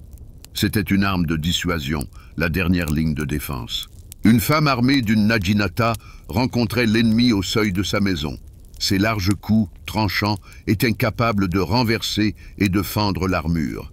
Il existait des clans où les jeunes filles s'entraînaient à l'art du sabre au même titre que leurs frères. En des temps troublés, lors des sièges et de la chute des châteaux, les onabugeisha combattaient côte à côte avec les hommes. La naginata était également l'arme de prédilection des moines guerriers, les sohei. Ces troupes de combattants monastiques combinaient une discipline spirituelle rigoureuse avec une préparation martiale inégalée. Les sohei utilisaient leurs naginatas en formation, brisant le rythme de l'attaque ennemie ou s'abattant sur les colonnes par les flancs. Leur technique était tenace, redoutable et précise. Ils ne cherchaient pas les duels, mais s'efforçaient d'épuiser l'adversaire, de détruire ses lignes de soutien et de briser sa volonté de résistance. L'une des armes les plus mortelles était le yumi, un grand arc asymétrique atteignant plus de 2 mètres de long. Son bras supérieur était nettement plus long que l'inférieur, ce qui permettait de tirer à genoux, à cheval et depuis n'importe quel abri. L'art du kyudo exigeait non seulement une force immense, mais aussi un contrôle parfait de la respiration, du corps et des pensées, atteignant un état de silence intérieur total. Un archer expérimenté touchait sa cible à plus de 100 mètres au premier tir. Les guerriers qui avaient atteint les sommets de la maîtrise en tir à l'arc étaient vénérés comme des détenteurs d'un contrôle absolu. Il est connu que, dans certains cas, les samouraïs capturés, célèbres pour leur adresse, se voyaient briser les bras pour les priver de la capacité de tendre la corde. Cela n'était pas fait par cruauté, mais par une peur primitive, car un tel guerrier pouvait changer le cours d'une bataille d'une seule flèche. Pourtant, le yumi jouait également un rôle capital dans les rituels. Il existait une coutume de tirer une flèche chantante avant le début d'une bataille, dont le sifflement signalait la préparation au combat et servait d'ultime avertissement. Elle fendait le silence, et seul le son perçant de la corde annonçait que la trêve était terminée. Le véritable guerrier maîtrisait tous ces types d'armes par pure nécessité. Il savait quand une lame lourde était requise et quand une courte suffisait, quand la courbure du tranchant était décisive et quand l'infranchissable distance. Il embrassait chaque instrument de combat et chacun devenait une partie de sa résolution. Mais l'allure martiale du samouraï ne se composait pas seulement d'acier mortel. Et si l'arme était le prolongement de sa volonté, l'armure devenait sa seconde peau, un récit silencieux de son statut, de son clan et de sa préparation à la mort. L'armure ne se contentait pas de protéger le corps du guerrier. Elle servait de carte de visite, indiquant son rang, permettant de distinguer instantanément un camarade d'un ennemi et portant les insignes héraldiques de son appartenance personnelle et clanique. Chaque détail de la panoplie samouraï était imprégné d'une profonde connaissance de la tactique et d'une maîtrise artisanale suprême. À la seule observation de son équipement, on pouvait déterminer sans erreur à quel siècle le guerrier avait servi, quel était son statut social, de quelle région il venait et à quel grand lignage il appartenait. L'armure classique du samouraï ancien était l'oyoroi. C'était une cuirasse lourde et structurellement complexe, assemblée à partir d'une multitude de plaques laquées, reliées entre elles par de solides cordons de soie. La base de la cuirasse était fabriquée à partir de segments lamellaires, de fines plaques rectangulaires en cuir, fer ou bronze. Chacune d'elles était recouverte d'un vernis spécial pour la protéger de l'humidité et lui conférer une robustesse accrue, puis soumise à un traitement thermique et ajustée à la main. Le lassage dense mais élastique conférait à l'armure souplesse, une excellente absorption des chocs et la ventilation nécessaire. Le degré de protection variait selon les zones. La poitrine et les épaules étaient renforcées, tandis que l'abdomen et les cuisses conservaient une liberté de mouvement maximale. Plus tard, durant la période troublée du Sengoku, le domaru connut une très large diffusion, une armure épousant plus étroitement le corps et offrant une meilleure protection au corps à corps. Sa conception était plus simple, son assemblage prenait moins de temps, ce qui la rendait idéale pour l'équipement de masse de l'infanterie, contrainte de combattre dans la promiscuité. Une telle armure, alliant protection et mobilité, devint la base de l'équipement pour des régiments entiers dans les armées des puissants daimyos. L'élément central de toute panoplie d'armure était le casque kabuto, assemblé à partir de plaques de fer rivetées. Sa forme sphérique déviait efficacement les coups de taille et faisait glisser les flèches en tangente. La surface du casque était laquée, renforcée d'une crête, et à l'arrière était fixée une protection spéciale pour le cou, le shikoro. La façade d'un kabuto s'ornait d'une foison de symboles, des cornes stylisées, des emblèmes de clans, ou encore des représentations du soleil, du croissant de lune ou d'oiseaux mythiques. Ces motifs distinctifs permettaient d'identifier sans peine le commandant au cœur de la mêlée. Chaque home était forgé en tenant compte non seulement du rang, mais aussi du caractère de son porteur. L'armure était souvent complétée par un menpo, un masque facial qui couvrait la partie inférieure du visage et venait renforcer la protection du casque. On le confectionnait en métal ou en cuir pressé, on le laquait et on lui sculptait des traits qui accentuaient sa mine redoutable, des pommettes saillantes, d'épaisses moustaches ou même des crocs menaçants. Les masques figurant des démons Oni étaient particulièrement prisés, conférant une allure véritablement terrifiante. Le masque effaçait toute trace d'humanité, métamorphosant le guerrier en une force anonyme, exempte de toute peur ou de la moindre hésitation. Les chroniques relatent des épisodes où une troupe du clan Uesugi, drapée dans des armures sombres et arborant des masques aux crocs acérés et aux grimaces terrifiantes, sêma la panique parmi l'infanterie ennemie par sa seule apparition, aux abords d'une pente fortifiée. L'équipement de combat comprenait également des spalières, des brassards, des cubitières, des grèves et des jupes de plate superposées. L'ensemble de cette construction complexe était maintenu sur le corps du guerrier par un ingénieux système de lassage, courant sur le thorax, le dos et les épaules. Le poids total de l'armure oscillait entre 12 et 15 kg, mais, parfaitement ajustée, elle ne gênait en rien les mouvements, permettant ainsi aux samouraïs de courir, de tirer à l'arc depuis une position agenouillée et de gravir les échelles de siège. Le guerrier pouvait combattre des heures durant à cheval, asséner de puissants coups de taille et conserver une agilité remarquable. Les armures étaient façonnées en fonction des goûts et du rang de leurs possesseurs. On y employait des laques de toutes les couleurs, des lassages de soie, des éléments décoratifs en cuivre et en vermeil. Bien qu'il n'existât pas de symbolique chromatique stricte, certaines associations de couleurs devinrent, au fil du temps, emblématiques de certains clans. Ainsi, L'armure transcendait sa simple fonction de protection pour devenir une œuvre d'art et une relique familiale. Mais qu'advenait-il lorsque cette cuirasse, dépositaire d'une histoire de victoires et de défaites, se trouvait perforée? La couleur des lassages d'une armure était un langage muet. Un bleu profond était la prérogative des guerriers issus de clans dont l'histoire plongeait ses racines dans une antiquité immémoriale. À l'inverse, des éléments d'un rouge écarlate incarnaient un défi manifeste et symbolisaient une disposition inébranlable au combat à mort. L'exemple le plus frappant en est l'armée dirigée par Takeda Shingen, dont les guerriers, vêtus d'armures cramoisies, proclamaient par leur seule prestance une poussée offensive irrésistible et un mépris absolu de la mort. De telles unités entraient en lice, lançant à l'adversaire un défi audacieux et affichant une inébranlable force d'âme. Au cours de la période d'Edo, plus tardive et pacifique, les guerriers de haut rang adoptèrent des armures noires, sobres et parées d'élégants ornements dorés. Une telle combinaison ne signalait plus tant la fureur guerrière que le goût exquis, la discipline intérieure et la noble ascendance du porteur.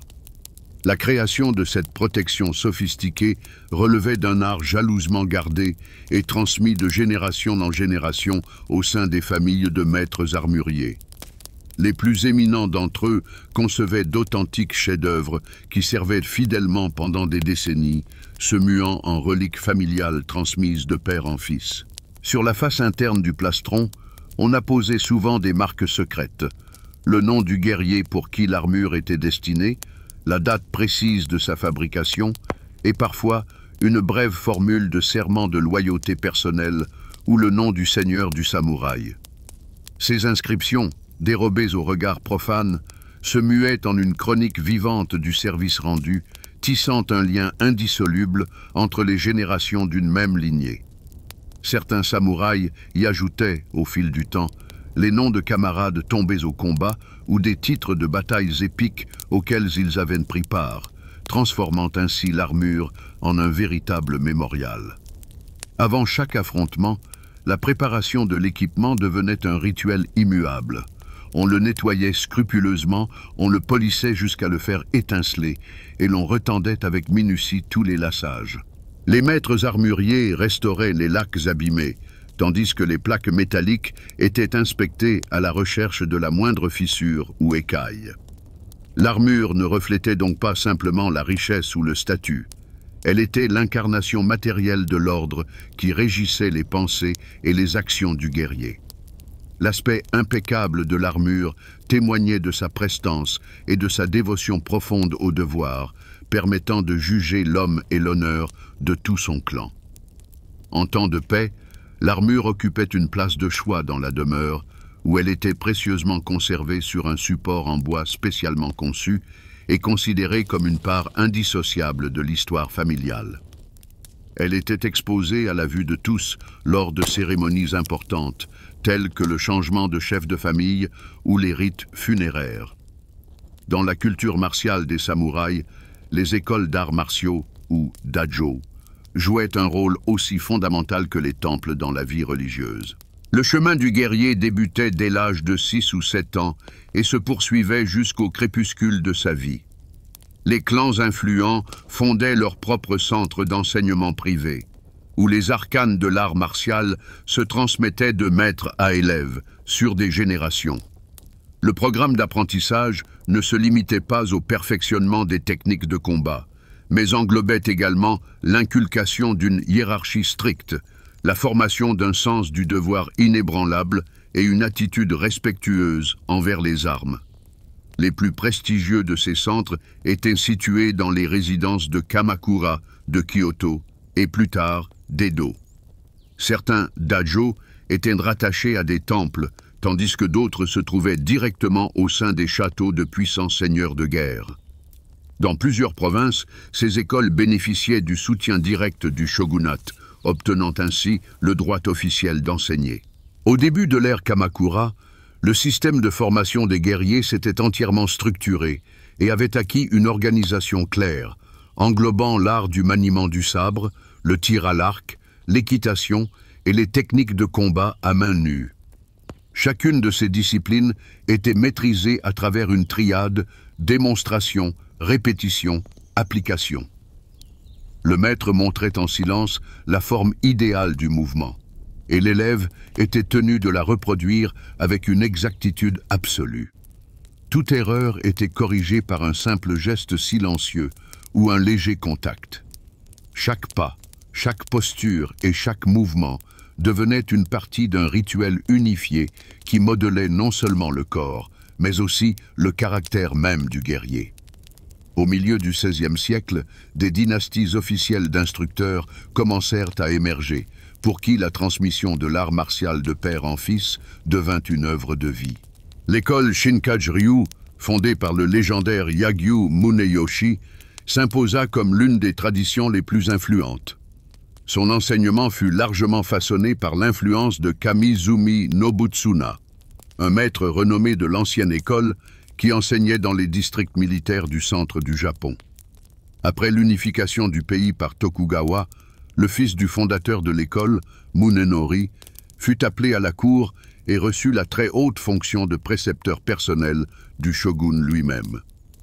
Ieyasu, en personne, ainsi que ses héritiers, suivirent les leçons de cette école, ce qui conféra à Shinkage-ryu le statut d'art martial officiel de la cour et le privilège exclusif d'enseigner l'entourage le plus proche de la dynastie régnante. Le système de formation de cette école reposait sur une transmission progressive des connaissances, partant des fondements essentiels du contrôle de l'espace et de son propre corps. La frappe légendaire.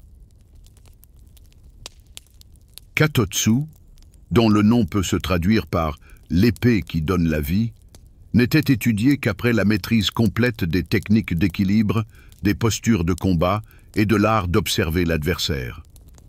Dans l'interprétation de l'école, ce terme ne désignait pas un acte de meurtre, mais une action idéale qui met fin au duel en un seul point d'efficacité maximale. Un tel coup était porté au bref instant où l'adversaire se révélait entièrement et où le mouvement de l'attaquant atteignait une opportunité absolue. Comme le stipule l'un des traités, le Katotsu naît à la confluence d'une observation impeccable et d'une action instantanée, étant la plus haute expression de la maturité du maître. L'instructeur attendait de l'élève un degré de confiance et de silence intérieur tel que le combat entier pouvait être achevé par un seul et unique mouvement. Mais qu'advenait-il de l'âme du guerrier lorsque ce geste unique, affûté pendant des années, devait tout de même être accompli? Les entraînements dans les écoles traditionnelles débutaient bien avant que les premiers rayons du soleil n'effleurent le sol et se déroulaient selon une séquence stricte et immuable. Le maître observait sans relâche chaque mouvement, ajustant la position du corps, le travail des pieds et la direction précise du regard de l'élève. Le travail en binôme n'était autorisé qu'après de longues années d'études assidues des formes de base, lorsque chaque mouvement était automatisé. Toute action au combat s'accompagnait d'une expiration sèche et d'une fixation instantanée du corps, ce qui conférait au coup puissance et précision. Dans de nombreuses écoles, la méditation assise, ou zazen, faisait partie intégrante du quotidien, pratiquée comme un moyen d'atteindre une inébranlable stabilité intérieure. L'élève restait immobile des heures durant, concentré sur le rythme de sa propre respiration, jusqu'à ce que le bâton d'encens se consume ou que la dernière goutte tombe de la clepsydre. Un tel régime rigoureux forgeait la volonté et aiguisait la perception à l'extrême. Cette approche holistique unissait la perfection physique, la résilience psychologique et les normes de comportement social, façonnant le guerrier comme un tout cohérent. L'école Shinkage-ryu a même survécu à la chute du shogunat, et les descendants de son fondateur ont continué à transmettre l'enseignement jusqu'au XXe siècle.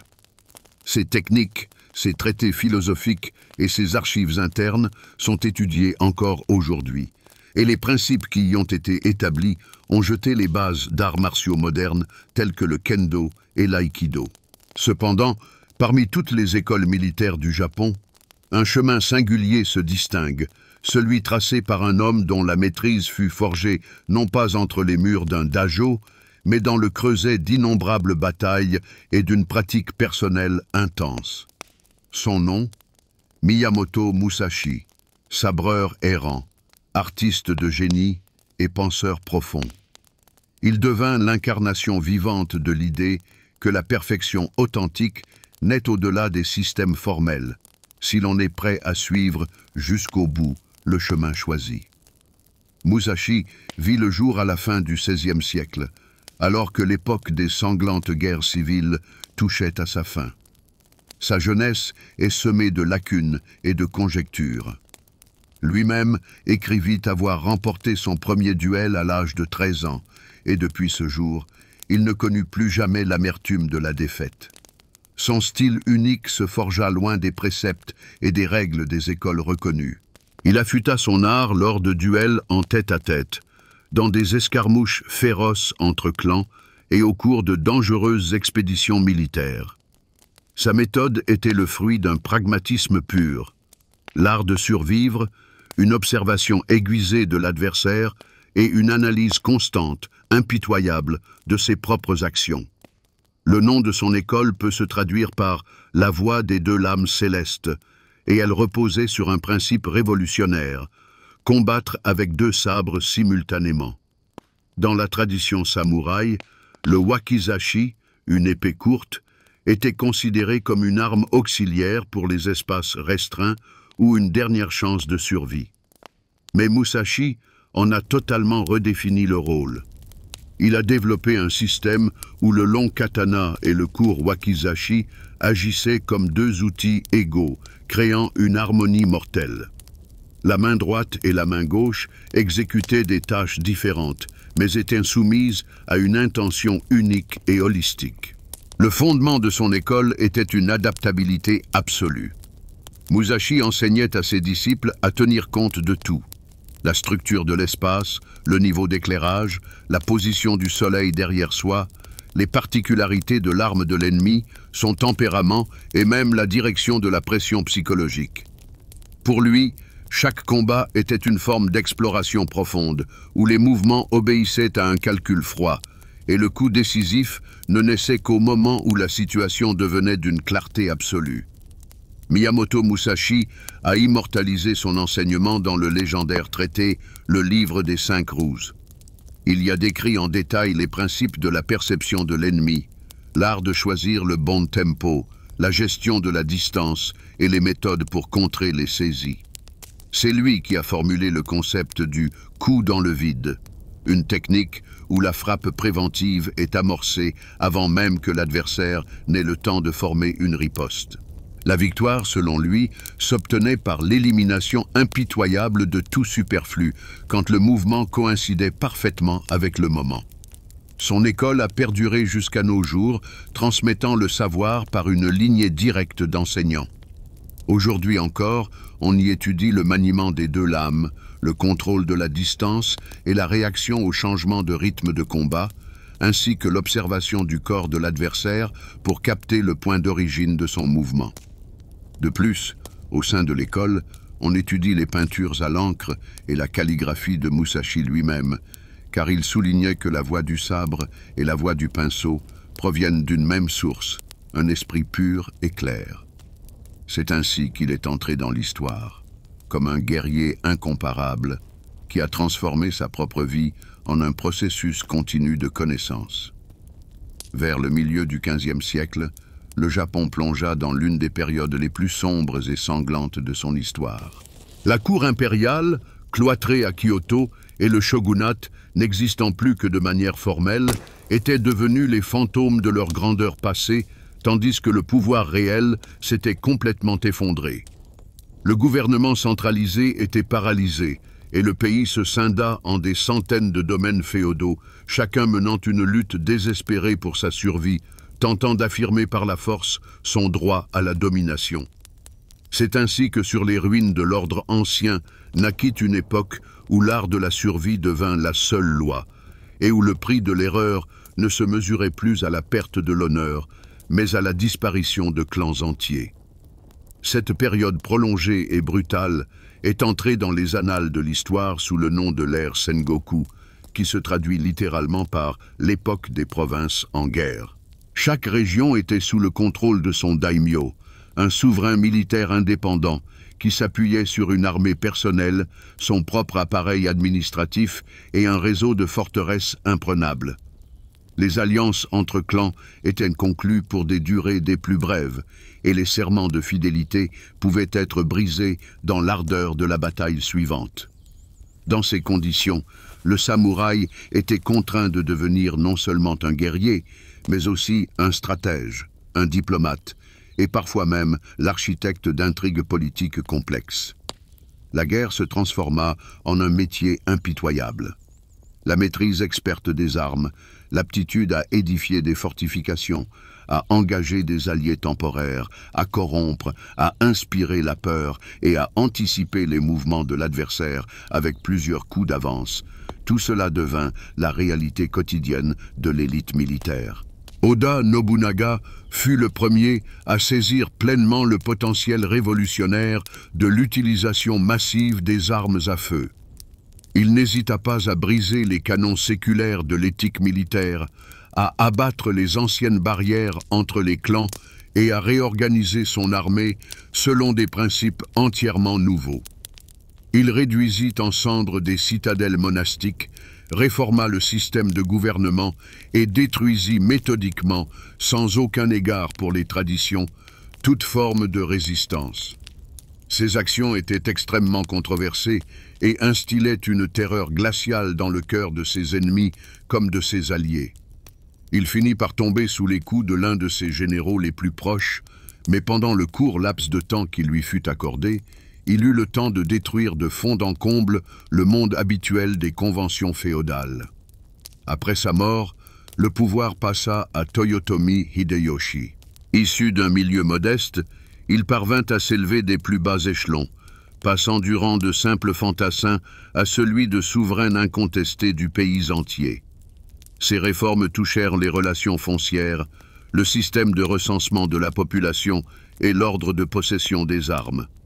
Il structura rigoureusement la hiérarchie des castes, séparant à jamais les guerriers des paysans et interdisant tout passage entre les strates sociales. La taille de son armée atteignait des centaines de milliers d'hommes. Cherchant à étendre l'influence du Japon au-delà des îles, il entreprit 2 invasions massives de la péninsule coréenne qui, cependant, ne furent jamais couronnées de succès. En cette époque tumultueuse, l'existence même du samouraï commença à obéir à un nouveau principe cardinal, l'efficacité. Les guerriers agissaient dans un monde où l'honneur se mesurait de plus en plus aux résultats obtenus. Ils tramaient des réseaux d'alliances, sacrifiaient sans regret leurs alliés d'hier et concluaient des mariages dynastiques uniquement dans le but de renforcer leur propre position. L'espionnage, la corruption, l'interception de correspondances et les assassinats politiques devinrent des outils courants de la grande stratégie. Les grandioses batailles de masse côtoyaient les frappes de diversion ciblées, et les campagnes militaires pouvaient durer des semaines, mais l'issue d'un combat était parfois décidée par une seule salve coordonnée d'arquebuses. L'arme à feu devint une partie intégrante de la réalité militaire. Elle ne remplaça pas le sabre légendaire, mais elle modifia radicalement les tactiques de combat. Cette époque engendra une galerie entière de grands héros et de traîtres perfides, de triomphateurs et de leurs malheureuses victimes. Mais derrière toute cette effervescence sanglante se tenait la force implacable de la pensée systémique. Le samouraï était désormais contraint de penser à l'échelle du pays entier. La victoire de Tokugawa Ieyasu lors de la bataille décisive de Sekigahara en l'an 1600 mit fin à la période épuisante des provinces en guerre. Cette bataille ouvrit la voie à la création d'une nouvelle structure étatique, dans laquelle le pouvoir reposait sur une hiérarchie inébranlable et un contrôle total. 3 ans plus tard, Ieyasu reçut de l'empereur le titre de shogun et établit un gouvernement militaire avec sa résidence dans la ville d'Edo, un lieu destiné à devenir bientôt le nouveau centre politique et culturel du Japon. C'est là que commença l'ère qui entra dans l'histoire sous son nom et qui dura plus de 250 ans. La nouvelle structure du shogunat s'appuyait sur un système de subordination réglé au millimètre. Chaque souverain féodal recevait une confirmation officielle de son statut de la part du pouvoir central, se voyait attribuer des domaines spécifiques et était tenu de maintenir un ordre strict sur ses terres. Sa position dans cette hiérarchie était déterminée non seulement par la noblesse de son origine, mais aussi par le montant de son revenu annuel, qui était mesuré en koku de riz, des unités conventionnelles reflétant la richesse et l'influence. C'est ainsi que, sur les cendres du vieux monde, naissait une nouvelle réalité, dans laquelle le fracas des batailles devait céder la place à la rigueur silencieuse de la loi. Mais un système né du chaos pouvait-il réellement apporter la paix tant espérée? L'intégralité du pouvoir s'était cristallisée à Edo, et la moindre décision d'importance prise dans les provinces devait impérativement être validée par la capitale shogunale. Servir au sein de cet appareil d'État exigeait une loyauté absolue, une dévotion sans faille. Afin de juguler toute velléité d'accroissement du pouvoir des seigneurs féodaux régionaux, le gouvernement instaura l'ingénieux système du Sankin Kotai, plus communément appelé système de présence alternée. Ce protocole contraignait chaque daimyo à résider une grande partie de l'année à la cour du shogun à Edo, où il devait maintenir une somptueuse résidence et s'acquitter de ses devoirs. Pendant ce temps, les familles des dirigeants provinciaux demeuraient en permanence dans la capitale, devenant de fait des otages de prestige. Un tel mécanisme permettait au gouvernement central non seulement de surveiller les héritiers des clans les plus puissants, mais également de s'immiscer subtilement dans les affaires internes de chaque lignée. Par-delà, les déplacements réguliers et onéreux des daimyos, accompagnés de leurs imposantes suites, engendraient des dépenses colossales. Cette stratégie visait délibérément à assécher leurs trésors et à anéantir toute velléité d'accumulation de ressources en vue d'une potentielle rébellion. La caste des guerriers, les samouraïs, connut une métamorphose fondamentale, passant du statut d'élite militaire à celui d'épine dorsale de l'appareil administratif. Le sabre, jadis argument suprême, s'inclina devant la plume et les parchemins. Les samouraïs occupèrent les postes clés au sein des administrations des châteaux et des cités, incarnant les yeux et les bras du pouvoir central sur le terrain. Ils furent chargés de veiller à l'exécution scrupuleuse des décrets gouvernementaux, de vérifier les comptes financiers, de maintenir l'ordre public et d'assurer le fonctionnement sans faille de l'ensemble de la structure sociale. La rétribution pour leur service était évaluée en ri, et le rang ainsi que le statut déterminaient l'étendue de leurs prérogatives officielles. La position au sein de cette hiérarchie se transmettait de père en fils, et chaque représentant de la caste guerrière était formé dès son plus jeune âge à son futur destin.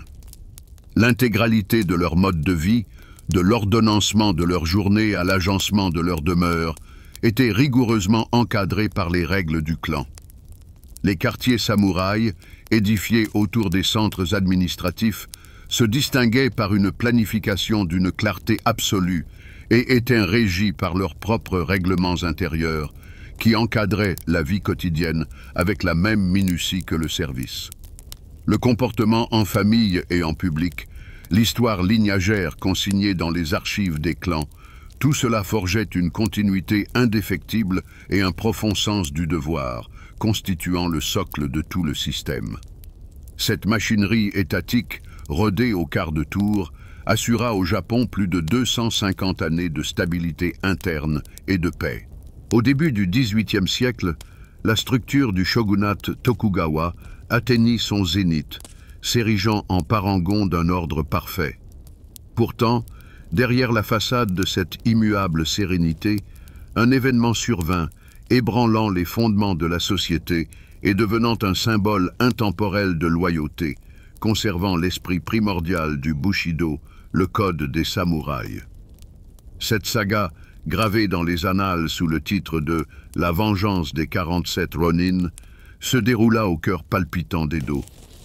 On désignait sous le terme de Ronin un guerrier ayant perdu son maître. La cause pouvait en être la mort du suzerain, sa disgrâce ou la confiscation de ses possessions. Dépourvu de protecteur, le samouraï perdait sa fonction officielle et sa solde, se retrouvant ainsi projeté hors des carcans de la stricte hiérarchie sociale. S'il conservait le droit de porter ses 2 sabres et son titre de guerrier, il était cependant libéré de ses obligations de service, ce qui, pour beaucoup, équivalait à une mort sociale. La destinée du Ronin était perçue comme un état liminal, un choix déchirant entre l'honneur et l'oubli, entre le devoir et la solitude. En 1701, un daimyo nommé Asano Naganori arriva à la capitale pour s'acquitter de ses devoirs cérémoniels à la cour du shogun. Un haut dignitaire, Kira Yoshinaka, fut désigné pour superviser ces rituels. Comme en témoignent les annales, un vif différend éclata immédiatement entre eux, car l'attitude arrogante et caustique du fonctionnaire de la capitale fut perçue par le prince provincial comme une succession d'humiliations délibérées. La tension atteignit son paroxysme lorsqu'un jour, alors qu'il se trouvait au sein du palais shogunal, l'Asano offensé ne put contenir sa fureur et frappa Kira d'une courte lame. Une attaque perpétrée au sein de la résidence sacrée du souverain était considérée comme le crime le plus grave, un sacrilège inouï. La réaction des autorités fut immédiate. Asano Naganori reçut l'ordre irrévocable de commettre le seppuku, un suicide rituel. La mort d'un seul homme aurait dû clore cette histoire, mais elle ne fut, au contraire, qu'un simple prélude, jetant les bases d'une légende de fidélité qui allait transcender la loi et son propre maître. Le trépas d'Asano fut suivi de la confiscation complète de ses domaines, et son puissant clan fut immédiatement dissous. En un clin d'œil, des centaines de ses fidèles vassaux devinrent des Ronin, des guerriers sans maître. Les rênes de cette troupe désorientée furent prises en main par Oishi Kuranosuke, le conseiller principal du défunt prince. Il coupa court à toute tentative de ces hommes de se disperser en quête de nouveaux seigneurs et parvint à les unir autour d'un unique objectif, la vengeance. Cette tâche s'avérait d'une complexité inouïe, car il leur fallait préparer leurs représailles non pas sur un champ de bataille, mais en temps de paix, sous la surveillance constante et omniprésente du système administratif du shogunat. Chaque pas exigeait une dissimulation impeccable. Les anciens guerriers se fondirent dans la foule urbaine.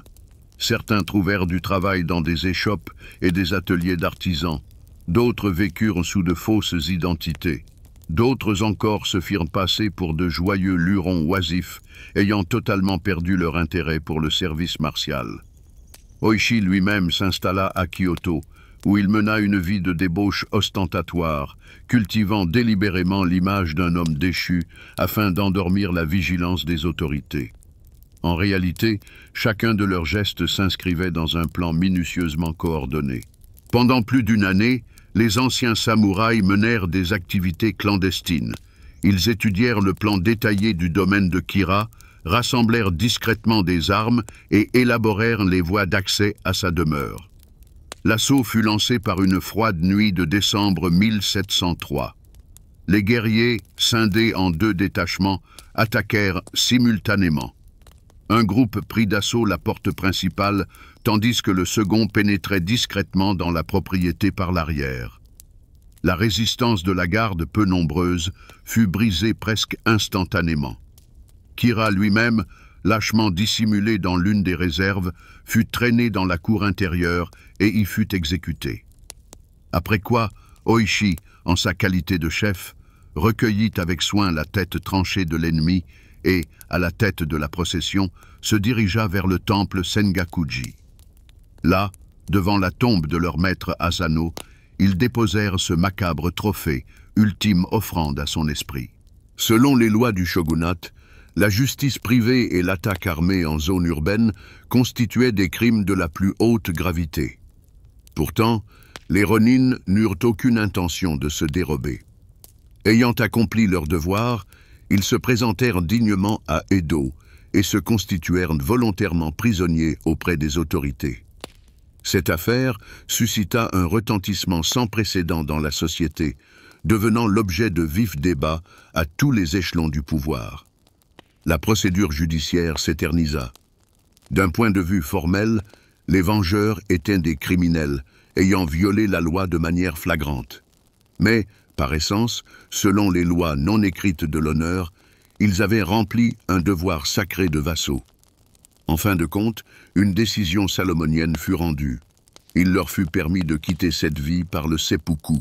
Ce verdict, d'une subtilité rare, mettait en lumière le fait que l'État, tout en préservant l'intangibilité de l'ordre, ne reniait pas pour autant les plus nobles concepts d'honneur et de loyauté. Tous les 47 Ronin furent inhumés dans le même temple de Sengakuji, aux côtés de leur seigneur.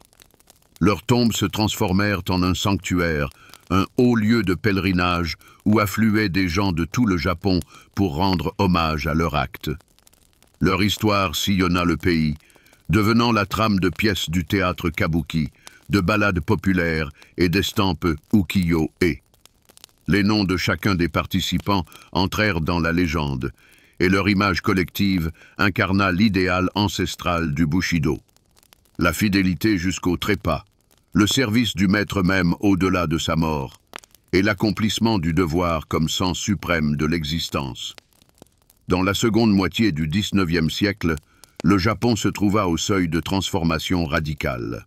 Le système, méticuleusement édifié par le shogunat Tokugawa, qui avait assuré au pays des siècles de stabilité intérieure, commença à accuser un retard critique face à un monde en mutation accélérée. En 1853, l'apparition dans les eaux japonaises des navires de guerre américains, les fameux navires noirs du Commodore Perry, fut un présage menaçant de la fin de l'ère d'isolement. Sous la pression de la diplomatie de la canonnière, le shogunat fut contraint d'ouvrir ses ports au commerce international, ce qui provoqua une profonde crise interne, rongeant progressivement les fondations séculaires. Avec les marchandises et les technologies occidentales, un flot d'idées nouvelles, de modèles de gouvernance étatique et de conception du monde moderne inonda le pays. Les moteurs à vapeur, les armes à feu rayé, les presses d'imprimerie et les uniformes militaires standardisés produisaient une impression saisissante, démontrant avec éloquence à quel point la structure militaire et administrative japonaise était fragmentée et archaïque en comparaison des puissances européennes.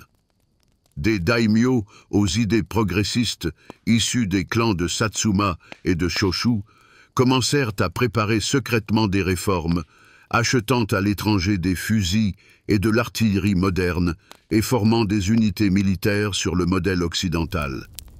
Le mécontentement à l'égard de la politique du shogunat grandissait et en 1868, une alliance de jeunes réformateurs proclama la restauration de la pleine autorité impériale. Cet événement, connu sous le nom de Restauration Meiji, mit un terme au règne séculaire des dictateurs militaires. Le shogun démissionna et le pouvoir central passa aux mains d'un nouveau gouvernement où des rôles clés étaient tenus par les représentants de ces mêmes lignées féodales qui avaient été les premières à s'engager sur la voie de la modernisation. Ainsi, sous les yeux d'une seule génération, le monde des samouraïs, qui semblait immuable, commença à s'effondrer, cédant la place à une nouvelle ère où la loyauté envers le Seigneur devait être supplantée par la fidélité à la nation. Parallèlement, une refonte exhaustive de la vie administrative, militaire et sociale du pays fut entreprise. Les samouraïs, qui pendant des siècles avaient été le pilier et l'épine dorsale du pouvoir, furent du jour au lendemain déchus de leur position privilégiée. Le salaire en riz fut aboli et un système unifié de carrière publique remplaça l'ancien service de caste. La nouvelle armée impériale fut désormais constituée sur la base de la conscription universelle, enrôlant les sujets sans égard pour leur origine. Le sabre, jadis principal symbole de statut et attribut indissociable du pouvoir, perdit sa signification sacrée et son port en dehors du foyer fut officiellement proscrit. Ainsi, des rues des villes japonaises disparut l'image visible de siècles de service. Les transformations affectèrent absolument toutes les sphères de la vie. L'ancien système des domaines fut entièrement liquidé, remplacé par une division en préfectures. La gouvernance du pays devint strictement verticale et directement redevable au gouvernement impérial. La capitale fut transférée de l'ancienne Kyoto à Edo, rebaptisée Tokyo, la capitale de l'Est. Parallèlement, une modernisation forcée de l'armée, de l'industrie et du système éducatif fut lancée. Le Japon cherchait désespérément à rattraper en un temps record les puissances occidentales qui dictaient désormais leurs conditions sur la scène mondiale. Pour de nombreux samouraïs, ces changements fulgurants signifiaient l'effondrement de tout leur univers familier. Ceux qui, durant des siècles, avaient servi dans les châteaux, veillé à l'ordre public, commandé des garnisons ou tenu des registres, se retrouvèrent sans emploi. Dans les grandes villes, beaucoup parvinrent à s'adapter et intégrèrent de la fonction publique, devenant professeurs, fonctionnaires ou gestionnaires dans les nouvelles entreprises. Cependant, en province, où des générations avaient vécu au sein d'un système clanique fermé, le nouveau modèle d'organisation étatique fut perçu de manière extrêmement douloureuse, comme une perte de leurs racines mêmes et du sens de leur existence. Lorsque les réformes de l'ère Meiji s'ancrèrent définitivement, les samouraïs perdirent non seulement le droit de porter le sabre et leur droit exclusif de servir, mais aussi leur statut social même. C'est précisément au sud de l'île de Kyushu, dans les terres de Satsuma, où les traditions guerrières et le code d'honneur étaient conservés avec une ferveur particulière, et où le souvenir du service était perçu comme la forme la plus élevée de l'être, qu'allait mûrir la dernière tentative désespérée de renverser le cours de l'histoire. Ce mouvement fut mené par Saigo Takamori, une figure d'une envergure véritablement colossale. Il n'était pas seulement un commandant exceptionnel, mais aussi l'un des architectes clés de la restauration Meiji, ayant soutenu le transfert du pouvoir du shogun à l'empereur et ayant personnellement commandé les troupes impériales durant la guerre civile de Boshin. Son autorité était incontestable. Saigo se distinguait par une honnêteté irréprochable, une franchise de caractère et un profond respect pour les anciennes traditions guerrières. Après la victoire, il occupa un poste élevé au sein du nouveau gouvernement, mais il le quitta rapidement, démissionnant. Ses opinions divergeaient radicalement de la ligne du cabinet, qui s'orientait de plus en plus vers les modèles occidentaux. Saigo y voyait une menace directe pour les fondements moraux de la nation, un affaiblissement de l'esprit national et la dilution de l'essence même du samouraï dans une machine bureaucratique impersonnelle. De retour dans sa ville natale de Kagoshima, Saigo fonda une académie militaire privée pour les anciens samouraïs. On y enseignait l'escrime, le tir à l'arc, l'équitation et les tactiques de combat classiques. Les cadets vivaient selon une discipline des plus strictes, s'épuisaient à l'entraînement et étudiaient d'anciens traités militaires. L'académie était empreinte d'une discipline qui recréait l'atmosphère des anciennes écoles de clans. C'est là, comme dans un dernier bastion d'un monde en voie de disparition, qu'affluèrent de tout le Japon ceux qui n'avaient pas accepté les réformes, des hommes élevés dans le paradigme du service, qui conservaient dans leur maison les sabres ancestraux et n'attendaient qu'un prétexte pour reprendre les armes. Au printemps 1877, la tension entre le gouvernement de Tokyo et l'académie de Saigo atteignit un point critique. Le pouvoir central, observant avec une inquiétude croissante la concentration des mécontents à Satsuma, soupçonna Saigo de préparer un coup d'État, et la mèche avait déjà été allumée près du baril de poudre. La goutte d'eau qui fit déborder le vase fut la directive gouvernementale ordonnant la confiscation des armes de la caste des guerriers. Cette décision fut l'étincelle qui embrasa la poudrière. Les premiers à se soulever furent les élèves de l'académie militaire et presque aussitôt, la flamme de la rébellion s'étendit à toute la province de Satsuma. Le légendaire Saigo Takamori, confronté à l'inévitable, endossa le fardeau du commandement et mena la marche sur Tokyo. La colonne des insurgés s'ébranla vers le nord. Ces combattants, armés de fusils obsolètes et de lames ancestrales, voyaient pourtant leur cœur embrasé par l'idéal de l'honneur guerrier, leur esprit unifié par le code du Bushido. Face à eux se dressait une machine d'État froide et implacable, des troupes impériales formées selon les standards européens qui disposaient non seulement d'un commandement unifié et d'un équipement de pointe, mais aussi d'un vaste réseau logistique leur garantissant toutes leurs nécessités. Les batailles qui suivirent furent d'une férocité inouïe. Les rebelles agissaient avec l'acharnement du désespoir, mais leur armement était à la fois plus modeste et moins abondant. La campagne militaire déferla comme une vague de sang sur l'île de Kyushu, où les défenseurs de l'ancien ordre luttèrent pour chaque ville et chaque col, s'accrochant à leur ultime espoir. Mais implacablement, un à un, les points stratégiques tombaient sous le contrôle de l'armée gouvernementale, qui resserrait méthodiquement son étreinte. À l'issue de l'été, les derniers lambeaux des forces rebelles se retrouvèrent piégés dans leur dernier bastion, la ville de Kagoshima. En septembre, l'assaut final et dévastateur fut lancé, au cours duquel Saigo Takamori fut mortellement blessé. Selon la légende transmise à travers les âges, il aurait demandé à son fidèle compagnon de l'aider à mourir dignement et aurait accompli le suicide rituel, le seppuku. Sa disparition scella la fin inéluctable de l'insurrection. Le corps du chef fut inhumé avec tous les honneurs militaires, son étendard de guerre précieusement enroulé et son fidèle sabre déposé à ses côtés dans la tombe. Les derniers lambeaux de son armée, démoralisés, déposèrent les armes. Ainsi s'acheva la dernière insurrection organisée de la caste samouraï dans l'histoire du Japon. Il est remarquable que le gouvernement de l'ère Meiji n'ait pas cherché à persécuter la mémoire de son principal adversaire. Au contraire, après quelques années, la figure de Saigo fut entièrement réhabilitée et même élevée au rang de culte national.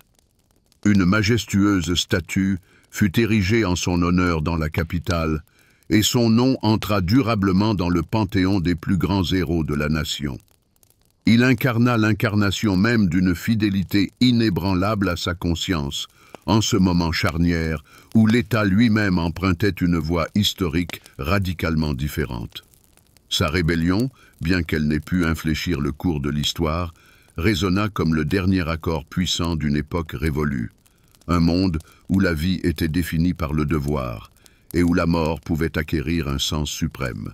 Après la répression définitive de la rébellion de Satsuma, le pays entra irrévocablement dans une ère nouvelle.